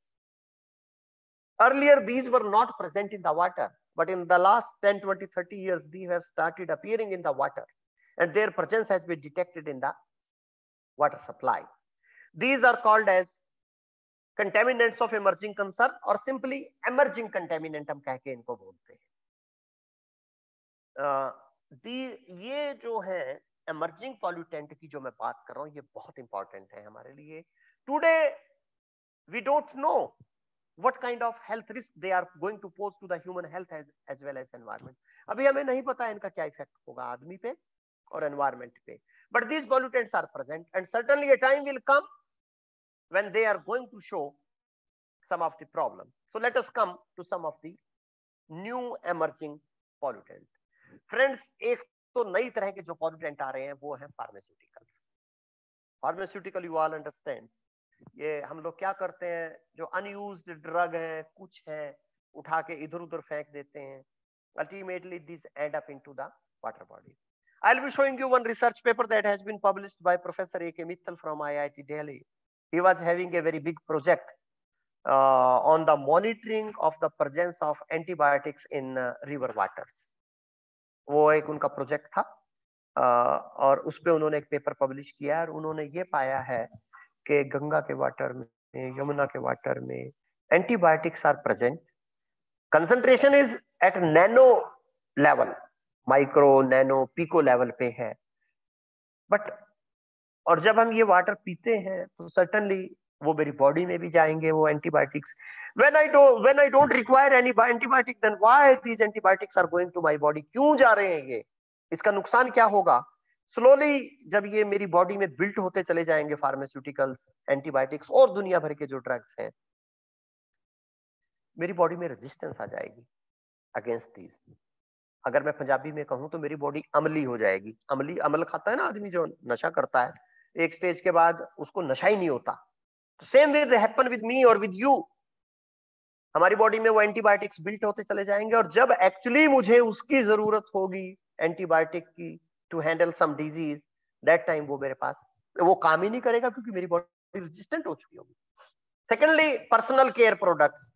आजकल हम बहुत सारे पर्सनल केयर प्रोडक्ट यूज करते हैं. कोई सेंट यूज करता है, कोई भाई चेहरे पे पता नहीं हम क्या क्या चीजें लगाते हैं to show our self to be the beautiful people, चेहरे को उजला बनाने के लिए. फिर हम सारे के सारे, आप ये बात मानेंगे कि जब उनको धोते हैं, वॉश करते हैं, जितना वो केमिकल है that all go into the water.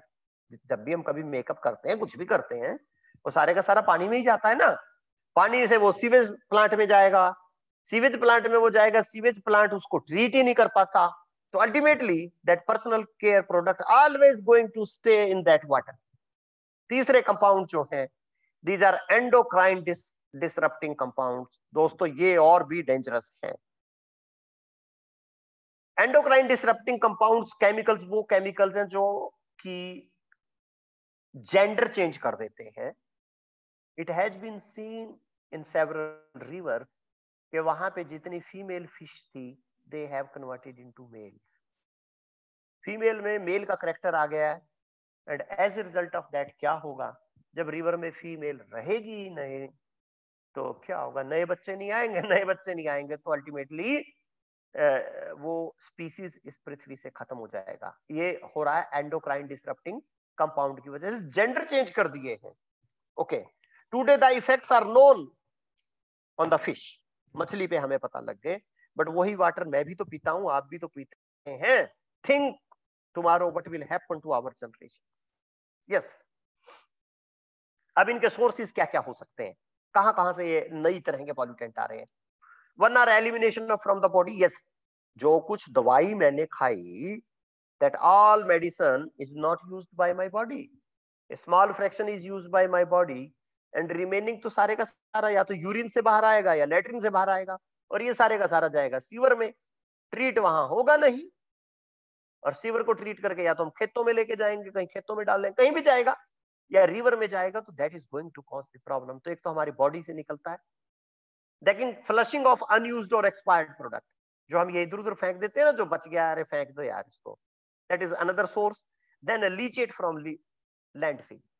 आपने अपनी बोतल जो भी थी वो सॉलिड वेस्ट में डाल दिया भैया, अब सॉलिड वेस्ट चला गया लैंडफिल साइट पे, लैंडफिल साइट पे क्या होगा, वो गलेगा, गलेगा तो उसमें से लिक्विड बनेगा, that liquid is called as leachate. वो लीचेट कहाँ जाएगा, जमीन में जाएगा, जमीन में जब वो जाएगा तो that is going to pollute the ground water. Then जो हम ये शावरिंग करते हैं, जो हम बाथिंग करते हैं, we use a number of personal care product, बढ़िया बढ़िया किस्म के शैम्पू, बढ़िया बढ़िया किस्म के साबुन हम यूज करते हैं। अल्टीमेटली सारे के सारे कहाँ जा रहे हैं, वाटर के अंदर। मैं फिर दोबारा कह रहा हूँ, these are not removed by using the treatment. Then in agriculture we are using every day different kind of pesticides. वो भी कहाँ जाएंगे, स्मॉल फ्रैक्शन इज यूज्ड, जो जमीन पे पड़ गया, खेत में गिर गया, वो तो बह के फिर किसी न किसी वाटर बॉडी में जाएगा। So this is one of the areas. I think there may be some more lectures, detailed lectures on pharmaceutical and personal care product or endocrine disrupting compounds. आने वाले समय में ये lead, metal ये तो खत्म हो जाएंगे, ये these will not be the main concern। ये जो चीजें मैं बता रहा हूँ, pharmaceutical, personal care product, endocrine disrupting compounds, these will be the point of concern जिनके बारे में कि हमें चल के सोचना होगा। मैं एक पॉल्यूटेंट की बात और करूंगा, दैट इज माइक्रोप्लास्टिक। आज की तारीख में ये एक बहुत बड़ी हमारे सामने समस्या खड़ी हुई है वाटर के केस। प्लास्टिक आप सारे जानते हैं, microplastic is any piece of the plastic whose size is smaller than less than 5 mm diameter. अब ये बनती कैसी है, बड़ा प्लास्टिक गल के टूट के जब छोटी बन जाती है उसी से बनती है। It has been estimated that आज तक दुनिया में जो प्लास्टिक बनाया गया है वो 8,300 मिलियन टन के लगभग विर्जिन प्लास्टिक हैज बीन क्रिएटेड। विर्जिन मतलब जो ओरिजिनल बना है, बाकी कोई रिसाइकल्ड है और है वो मैं नहीं ले रहा। और अगर मैं प्रेजेंट उसकी बात करूं, कंजम्पशन रेट की, एक some estimation is given that on the planet earth we are going to have 33 billion tons of plastic. इतना प्लास्टिक होगा, आप आज जहां भी बैठे हैं अपने चारों तरफ नजर डालेंगे तो आपको प्लास्टिक ही प्लास्टिक नजर आएगा, कुछ भी प्लास्टिक नजर आएगा।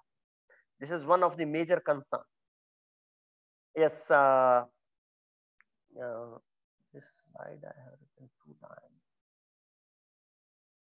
यस, सो अगर मैं माइक्रोप्लास्टिक की बात करूं, there are 2 types of the microplastic. One are called as the primary microplastic and second are called as the secondary microplastic. Primary microplastic जो है, these are you can say released in the environment in micro size, यानी वो जो micro size में ही release होता है, that is called as primary।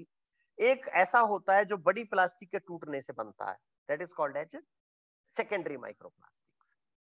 Now let me come to the what are the sources of primary plastic in the water bodies. इसके अंदर एक तो हमारे पर्सनल केयर प्रोडक्ट हो गए, जितना भी हम अपने चेहरे पे इधर उधर लगाते हैं, they contain lot of micro plastic. इसमें मैंने एग्जांपल दिया है, ये एक exfoliants. Exfoliants are the you can say abrasive material. कई बार अपने फेस पे लगाते हैं, कई बार हमारी एडी पे लगाते हैं, इधर उधर लगाते हैं ना ये पे हम, they contain number of abrasive material. और जो उसके अंदर जो एब्रेसिव मटेरियल होता है वो कुछ नहीं होता, माइक्रोप्लास्टिक होता है। अल्टीमेटली सारे का सारा पानी में जाके खत्म होता है। Then a number of medical application जो है उसमें जो हम यूज करते हैं, दे कंटेन माइक्रोप्लास्टिक। जैसे डेंटिस्ट जो टूथ पॉलिश वगैरह करते हैं, that time they use microplastic. Then जो ऑयल एंड गैस एक्सप्लोरेशन करते हैं, ड्रिलिंग के लिए जो फ्लूइड यूज करते हैं वहां पे, that also contain the microplastic. In industries, number of abrasive materials are used, and those abrasive materials contain microplastics. Then, some time microplastics are present in the pre-production plastic, during production, and means these are the different sources जहां से कि microplastic produce होता है। Now let me come to the secondary sources of the microplastic. The list is very long of the secondary plastic products. Generally, the plastic which we litter in our streets by breaking, टूटती रहती है, that generate microplastic. Then means at the landfill site, कूड़ा हमने डाल दिया, वहां पे plastic जो होगा वो टूटेगा, that time also microplastic is produced. When we do recycling, at the recycling facilities also lot of microplastic is produced. Natural disaster में प्लास्टिक मटेरियल बहुत लॉस होता है। प्लास्टिक मल्चिंग जो हम करते हैं, आपने घरों में देखा ना कि प्लास्टिक पड़ा है, वो प्लास्टिक अल्टीमेटली जब गल जाता है, हम कहते हैं ना तो गल गया प्लास्टिक, उसके जो छोटे छोटे छोटे टुकड़े निकलते हैं, तो मेनी पीसीज उसमें ऐसे होते हैं विच आर माइक्रो प्लास्टिक्स। मैं पूरी लिस्ट पे डिस्कस करूंगा तो I will be consuming more time, हम थोड़ा और देखते हैं। माइक्रो प्लास्टिक जो है, they are a very big problem for the marine, यानी कि समुद्र में ये बहुत बड़ा एक खतरा है। लेक्स के लिए, जितनी हमारी झीलें हैं उनके लिए बहुत बड़ा खतरा है। इट हैज बीन एस्टिमेटेड कि जितना भी समुद्र के अंदर प्लास्टिक वेस्ट है, about 75 to 90% of that is created on the land. 75 से 90% जमीन पे पैदा होता है और जमीन से पैदा होकर समुद्र में जाता है। Hardly 10 to 25% is generated in the ocean. Ocean का तो बहुत कम है जो शिप्स वगैरह से आता है, मेनली सारे का सारा लैंड से जाता है। अच्छा, एक और है, once we have thrown a plastic in the environment, हमने फेंक दिया, तो that plastic can be transported by the wind, हवा उड़ा के ले जा सकती है उसको समुद्र में। इट कैन बी वॉश्ड, पानी के साथ बह के चला जा सकता है, रेनफॉल के साथ बह के चला जा सकता है। तो ये किसी भी रिवर में, किसी भी नदी में, किसी भी समुद्र में जाके रुकेगा, और जब ये वहां पे रुकेगा, then it is going to get create the problem. Basically, what will be the fate of the plastic in the aquatic environment, that will depend upon the density of the plastic. देखिए, plastic जो होता है,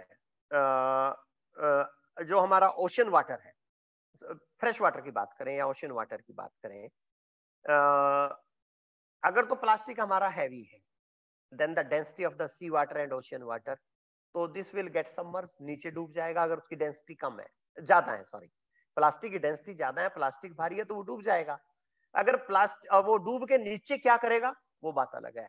अगर plastic की density कम है तो ये ऊपर तैरता रहेगा, और जब ये ऊपर तैरेगा, then it will be having the different kind of effects, और अगर ये नीचे सेटल कर गया, then it will have different kind of effects.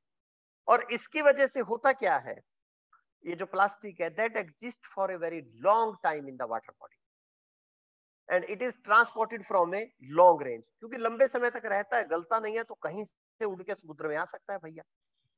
और मेरीन एनवायरनमेंट में जो micro plastic and they are ubiquitous, खूब प्रेजेंट है माइक्रो एनवायरनमेंट में। इंडिया में तो बहुत थोड़ा काम इस पे हो रहा है। Some work I have seen by the IISER Kolkata people are doing some work, इक्का दुक्का और लोग भी कर रहे हैं, but lot of work is going on in China, that what is the level of microplastic in our different lakes. This is one area where research is required, and it has been found in China that the microplastic level is almost same in the rivers and the lakes.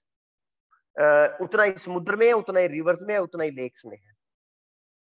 तो आज तो नहीं पता इसके क्या effect होंगे, कुछ तो होंगे, कुछ मैं बात करूंगा अभी इफेक्ट की, बट आने वाले टाइम में क्या इफेक्ट होंगे वो हमें यहाँ पे देखना होगा। Yes, a number of studies are there. लोगों ने अलग अलग प्रोडक्ट में देखने की कोशिश की है कि माइक्रोप्लास्टिक कहाँ कहाँ मिलते हैं। Microplastics have been found in bottled water, जो हमें सोचते हैं ना बड़ा बढ़िया पानी है, उसमें माइक्रोप्लास्टिक होते हैं। टी बैग्स, हम बड़े खुश होते हैं डिप डिप यूज करके, दोस्त tea bags contain microplastic. Beer पी के हम बड़ा खुश होते हैं कि भैया मजा आ गया, beers contain plastic, microplastic. Even rain water contain microplastic. Microplastic मैंने बताया बहुत लाइट है, ऊपर उठ जाएगा, लाइट है तो ऊपर से जब बरसात आएगी, then it will come down to the ground with the first shower of the rain. These are present in the atmospheric air. Sea breeze जो है, समुद्र के पास जितनी हवाएं चलते हैं वहां पे प्रेजेंट रहता है। Even in the human fecal matter, यानी आदमी की लैट्रिन में microplastics have been detected. Different kind of salts which you use at your home, they also contain microplastics. Some studies have been done on the animal meat, fish, seafood पे जब study किया तो ये पाया कि microplastics are present in these all. भैया जब वहां है तो फिर हमारी बॉडी में भी आएंगे, और जब बॉडी में आएंगे what will be the effects we really don't know. Yes, these are some of the research paper I want to show you. This research paper I have taken from a journal that is micro pollution bulletin. उन्होंने marine pollution bulletin, and they have studied microplastic in the environment, and these have been found here. Yes, this is another research paper. ये जो मैं बात कर रहा था doctor A.K. Mittal का, बड़ा डर लगता है मुझे रिसर्च पेपर पढ़ के. He had shown कि इंडिया की वाटर बॉडीज में एंटीबायोटिक्स प्रेजेंट है. Level is very low, and he had shown what are the risks and what are the challenges before us today. आज कोई फर्क नहीं पड़ता मुझे, बट मेरी आने वाली जनरेशंस को क्या फर्क पड़ेगा, that is really a can say problematic kind of thing. Yes, this is another research paper which I have taken. This research paper is from UK. They are talking about the pharmaceuticals and personal care product. इसका अगर मैं abstract देखूं तो इन्होंने ये बताया है, they have detected the unintentional presence of 33 such kind of medicine and personal care product. यहाँ इन्होंने एक वर्ड यूज किया है unintentional, यानी मैंने आया, मेकअप किया, मुंह धो दिया, वहां पे अब कितने केमिकल चले गए मुझे क्या पता. कुछ केमिकल जो इन्होंने आइडेंटिफाई किए हैं वाटर में, डिक्लोफेनिक, आपको पता है सब गांव में खाते हैं इस दवाई को, सवेरे सवेरे हरे पत्ते वाली दवाई बोलते हैं इसको, ताकि बॉडी में दर्द ना हो. देन एक और ये है ओपामिडोल कुछ करके है, देन मस्क कुछ है, देन ये कार्बामेजिपिन है. ये कुछ दवाइयां इन्होंने आइडेंटिफाई की हैं. और Brufen, clofibric, triclosan, phthalate, bisphenol A. These are some of the medicines which they have identified in the water.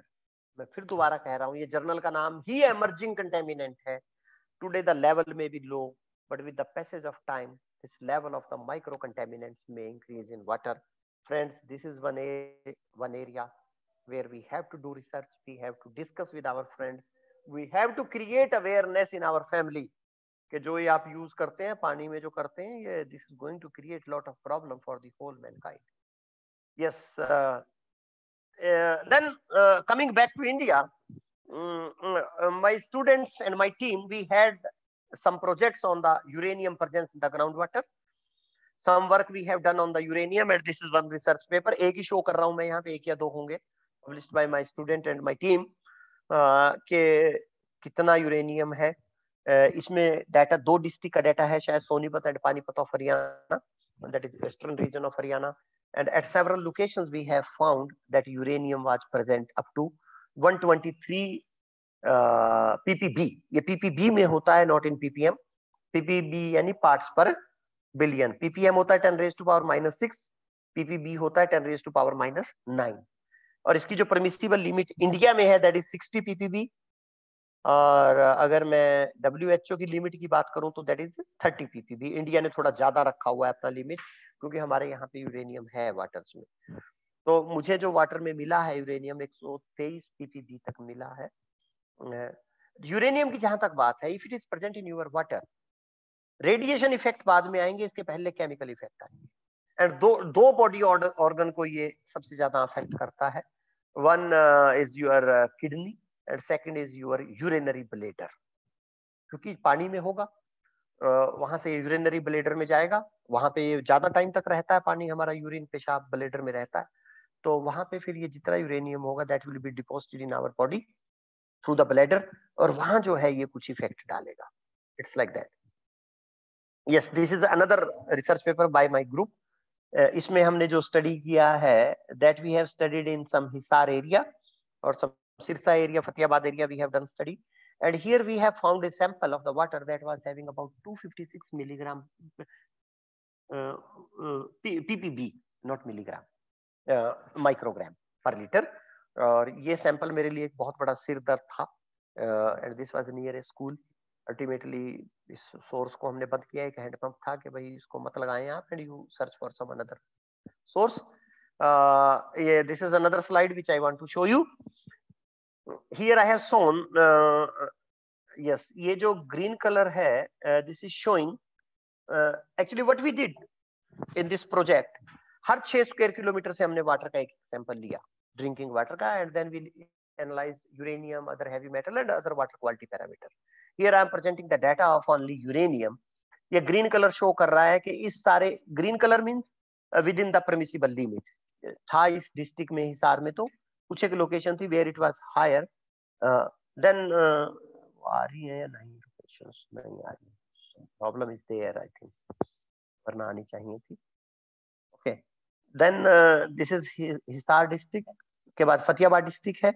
ये ग्रीन कलर अगेन शो कर रहा है, here the uranium concentration is less than this 60 ppb, इस area में थी 60 ppb से कम। yes, then let me come to the xenobiotics. Basically xenobiotics are the chemicals which are found in organisms which are not expected to be present or produced in the human body.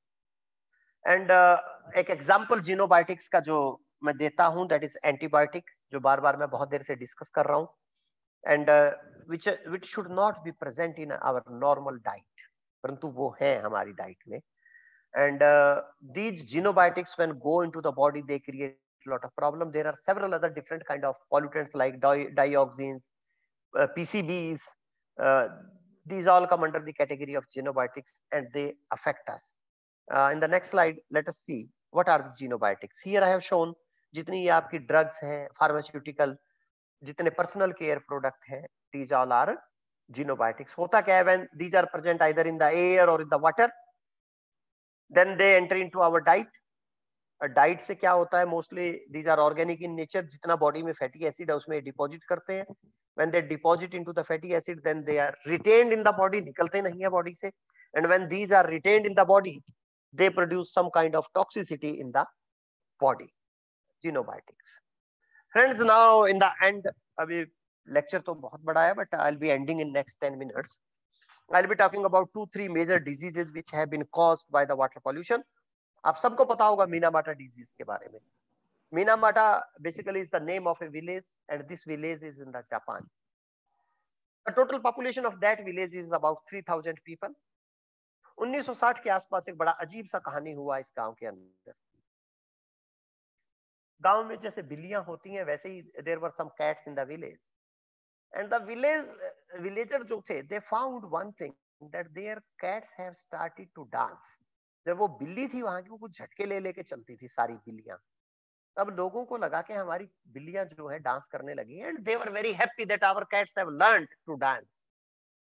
But after some time, similar kind of problem were seen in the human beings, and about 50% population of the village was affected. बड़ा hue and cry हुआ।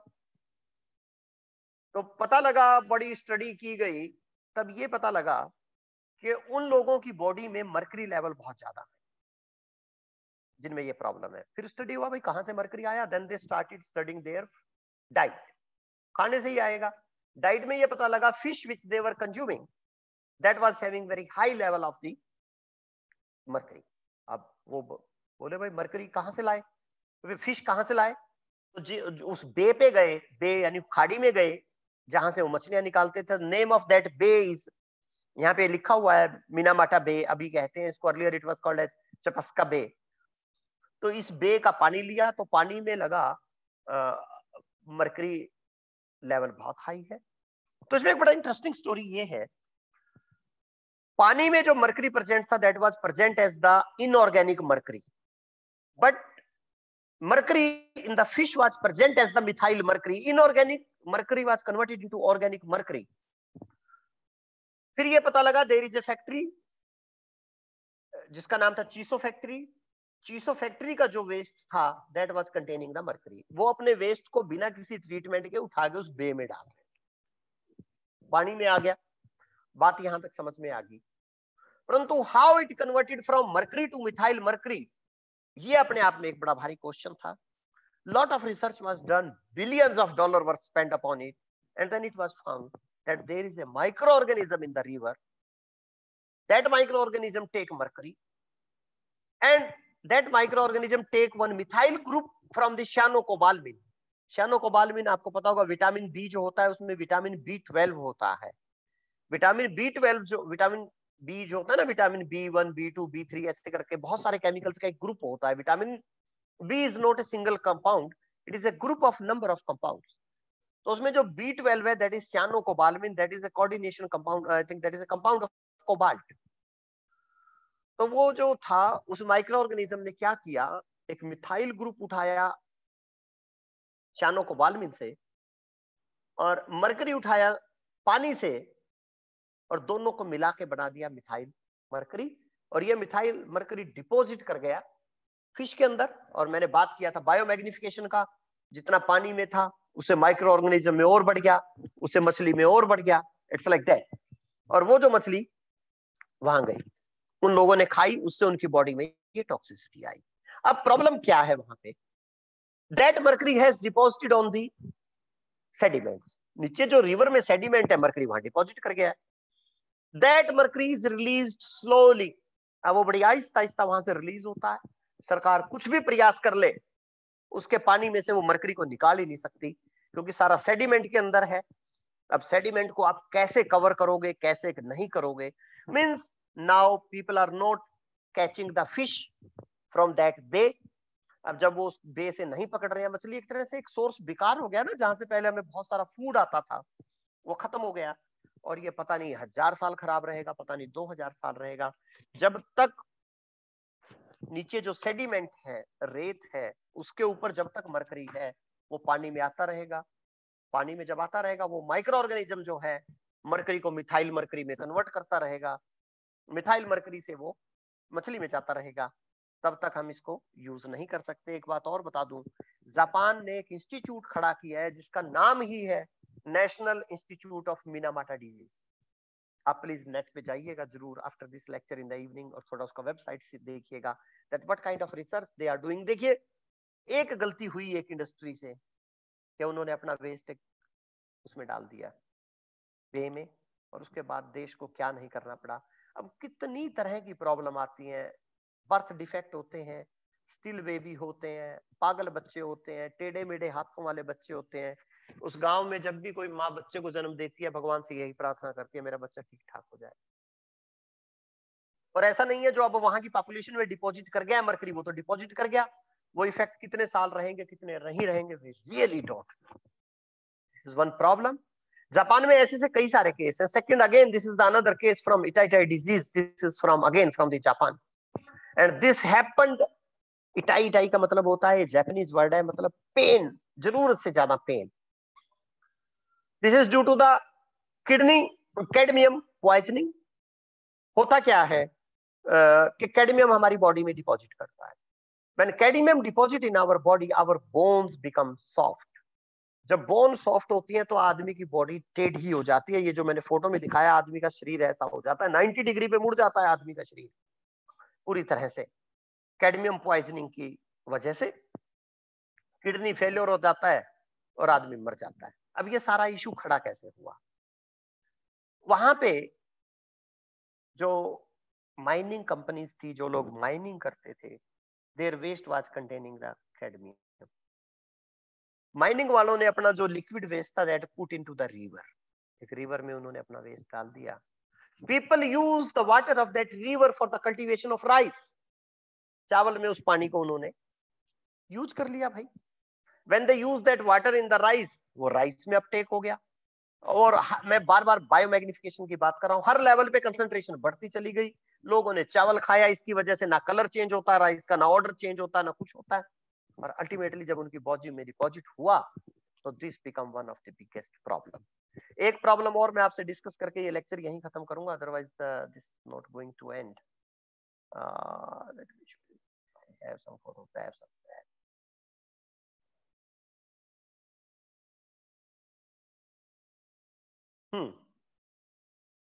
एक problem मैं आपसे discuss करूंगा, that is the arsenic problem in the drinking water. This is one of the major problems which is faced by the West Bengal mainly. West Bengal की जनता इस समस्या से बहुत दुखी है। हमारे वेस्ट बंगाल में गलत बोल दिया, बांग्लादेश और वेस्ट बंगाल में भी एक इशू है। सम पीपल से this is A issue in the Punjab also, but उस लेवल पे नहीं है जिस लेवल में बांग्लादेश इसमें है। बांग्लादेश में लोग एक बात कहते हैं, if you want to do research on arsenic go to the Bangladesh, because Bangladesh is a open laboratory. तो इसकी अगर मैं बात करूं आर्सेनिक की, About 60 million people are at risk of the arsenicosis. Arsenicosis क्या होता है? ये मेनली स्किन कैंसर करता है। कैसा स्किन कैंसर? आप जैसे मिट्टी पड़ी है ना नीचे, हाथ में पानी लेके छींटे मार देते हो पानी में, जैसे पंडित जी मारते हैं कई बार पूजा कराते वक्त, तो वैसे छींटे अगर मार दो तो वो कुछ उबड़ खाबड़ सी मिट्टी हो जाती है, तो वैसी वैसी स्किन हो जाती है आदमी की इसके अंदर। I am going to show some of the photographs. ये वर्ल्ड मैप है। वर्ल्ड मैप में जहां जहां ये रेड डॉट है, these are the areas of the world which are having the problem of the arsenic in the drinking water. This map has been prepared by the British Geological Survey. The people are doing a lot of work in the field of arsenic. This is the list of 48 countries which are facing this problem. And if you see this list, India, Nepal, Pakistan, Bangladesh, हम सारे इस problem से जूझ रहे हैं। Let me show you some of the photographs. ये देखिएगा, इस तरह की कुछ समस्या आन खड़ी होती है पैरों में, हाथों में। जब समस्या ज्यादा हो जाती है तो then we have to cut our body parts. अगर आप बांग्लादेश में जाएंगे, रूरल एरिया में खासकर, आपको कहीं ना कहीं लोग मिल जाएंगे जिनके के बॉडी पार्ट एम्प्यूटेड होंगे, and they are because of this. Again arsenic की एक सबसे बड़ी मैं आपको प्रॉब्लम बताता हूँ क्या है। ना कलर देता है, ना ऑर्डर देता है, तो आदमी पानी को पीता है। Here I have shown you one photograph. ये बच्चा इस नलके का पानी पीता था भाई, बेचारे को टांग में कैंसर हो गया, अल्टीमेटली पैर काटना पड़ा, पूरी जिंदगी ऐसे जिएगा। ये सारा हुआ कैसे बांग्लादेश में? Bangladesh become a independent country in 1971। आपको पता होगा पाकिस्तान से अलग होकर बांग्लादेश बना। When Bangladesh became an independent country, in search of employment, many people from rural areas moved to the urban areas. ग्रामीण क्षेत्रों से लोग शहरी क्षेत्रों में आ गए भाई, बहुत सारे लोग।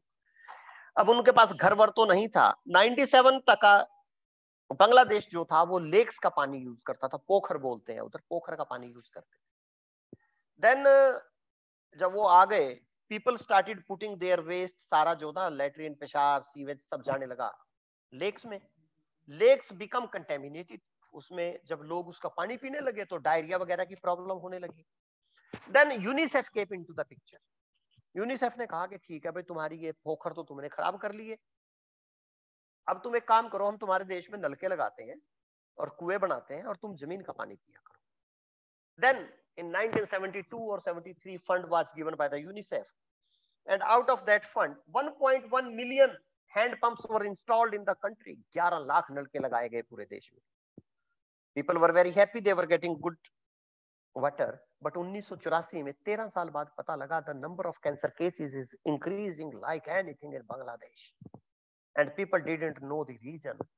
तब ब्रिटिश, जो मैंने अभी बताया था ना, British geological survey, they people came to Bangladesh, they did a lot of research, and based upon that research they found that their water contain arsenic, and these people are having this problem because of arsenic. एक हमारे India की university है Jadavpur university, that is in Kolkata. ये आपके once your Dr. Manjeet Bansal was there with me in that university. हम एक conference में मिले थे उधर। आपके जो इधर के डॉक्टर बंसल हैं, मंजीत सिविल में हैं आपके, तो वहां पर जो थे एक प्रोफेसर थे दीपांकर बनर्जी। प्लीज आप जरूर पढ़िएगा इंटरनेट पे। Dipankar Banerjee went to the Bangladesh और उन्होंने बहुत काम किया है आर्सेनिक प्रॉब्लम में बांग्लादेश।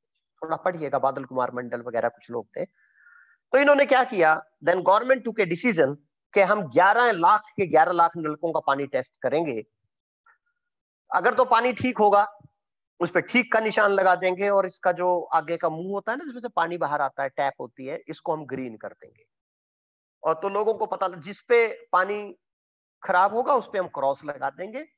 अब पता नहीं इन्होंने क्यों डिसीजन लिया, क्यों उसको फाड़ा नहीं। फाड़ा शायद इसलिए नहीं होगा थिंकिंग के, वरना लोग और अपने हैंड पंप लगा लेंगे।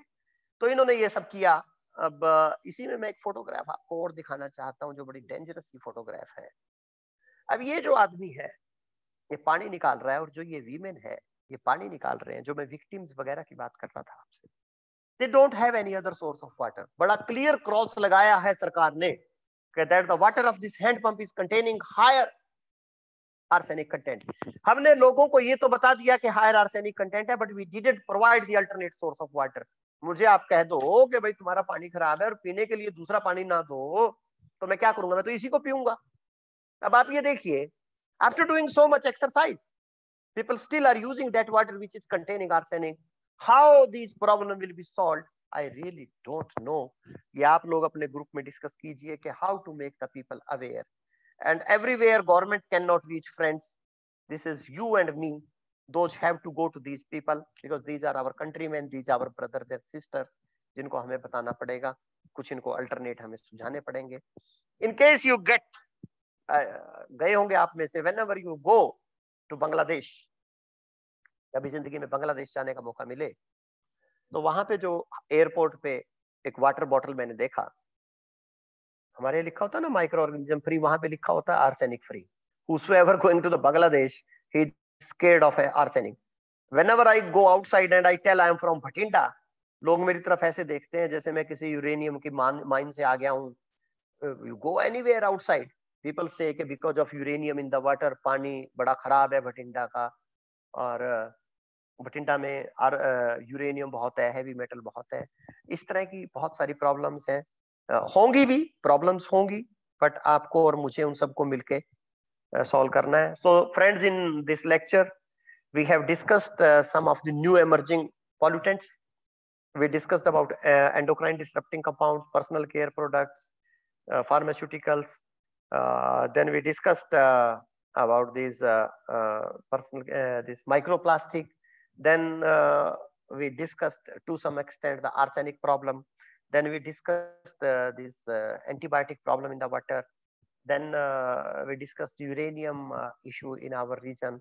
Before that, we discussed several other issues which are related to water, and what percentage of water we can use, and what is the water use pattern in the world, and who are the victims of water, and how water become a big business on this earth.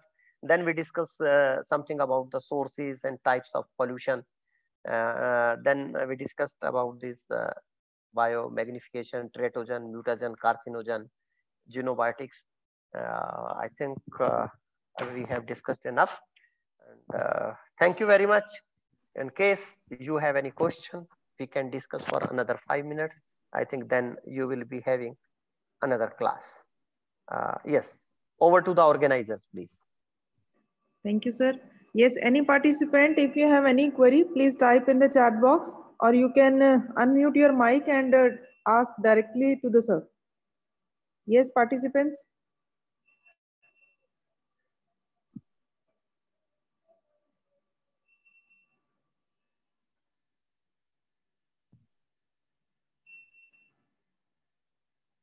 I think there is no question. Thank you so much, sir, for your highly interactive, valuable, and informative lecture. I tried to be very interactive, but people didn't respond as much as response I wanted from people.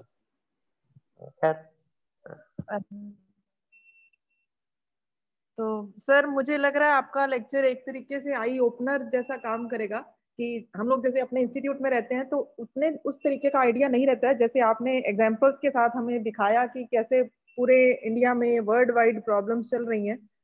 तो आपका इसके लिए बहुत बहुत धन्यवाद, और बहुत बहुत दिल की गहराइयों से सर आपका बहुत बहुत शुक्रिया कि आपने इतना अच्छी हमें इंफॉर्मेशन लेक्चर दिया. Thank you so much sir. Thank you, ma'am. So I am leaving now. And have a nice day. Thank you very much. Thank you, sir. So thanks to all the participants for patience hearing, and here is the time for lunch break. We will again meet at 2:15 p.m. Thanks to all.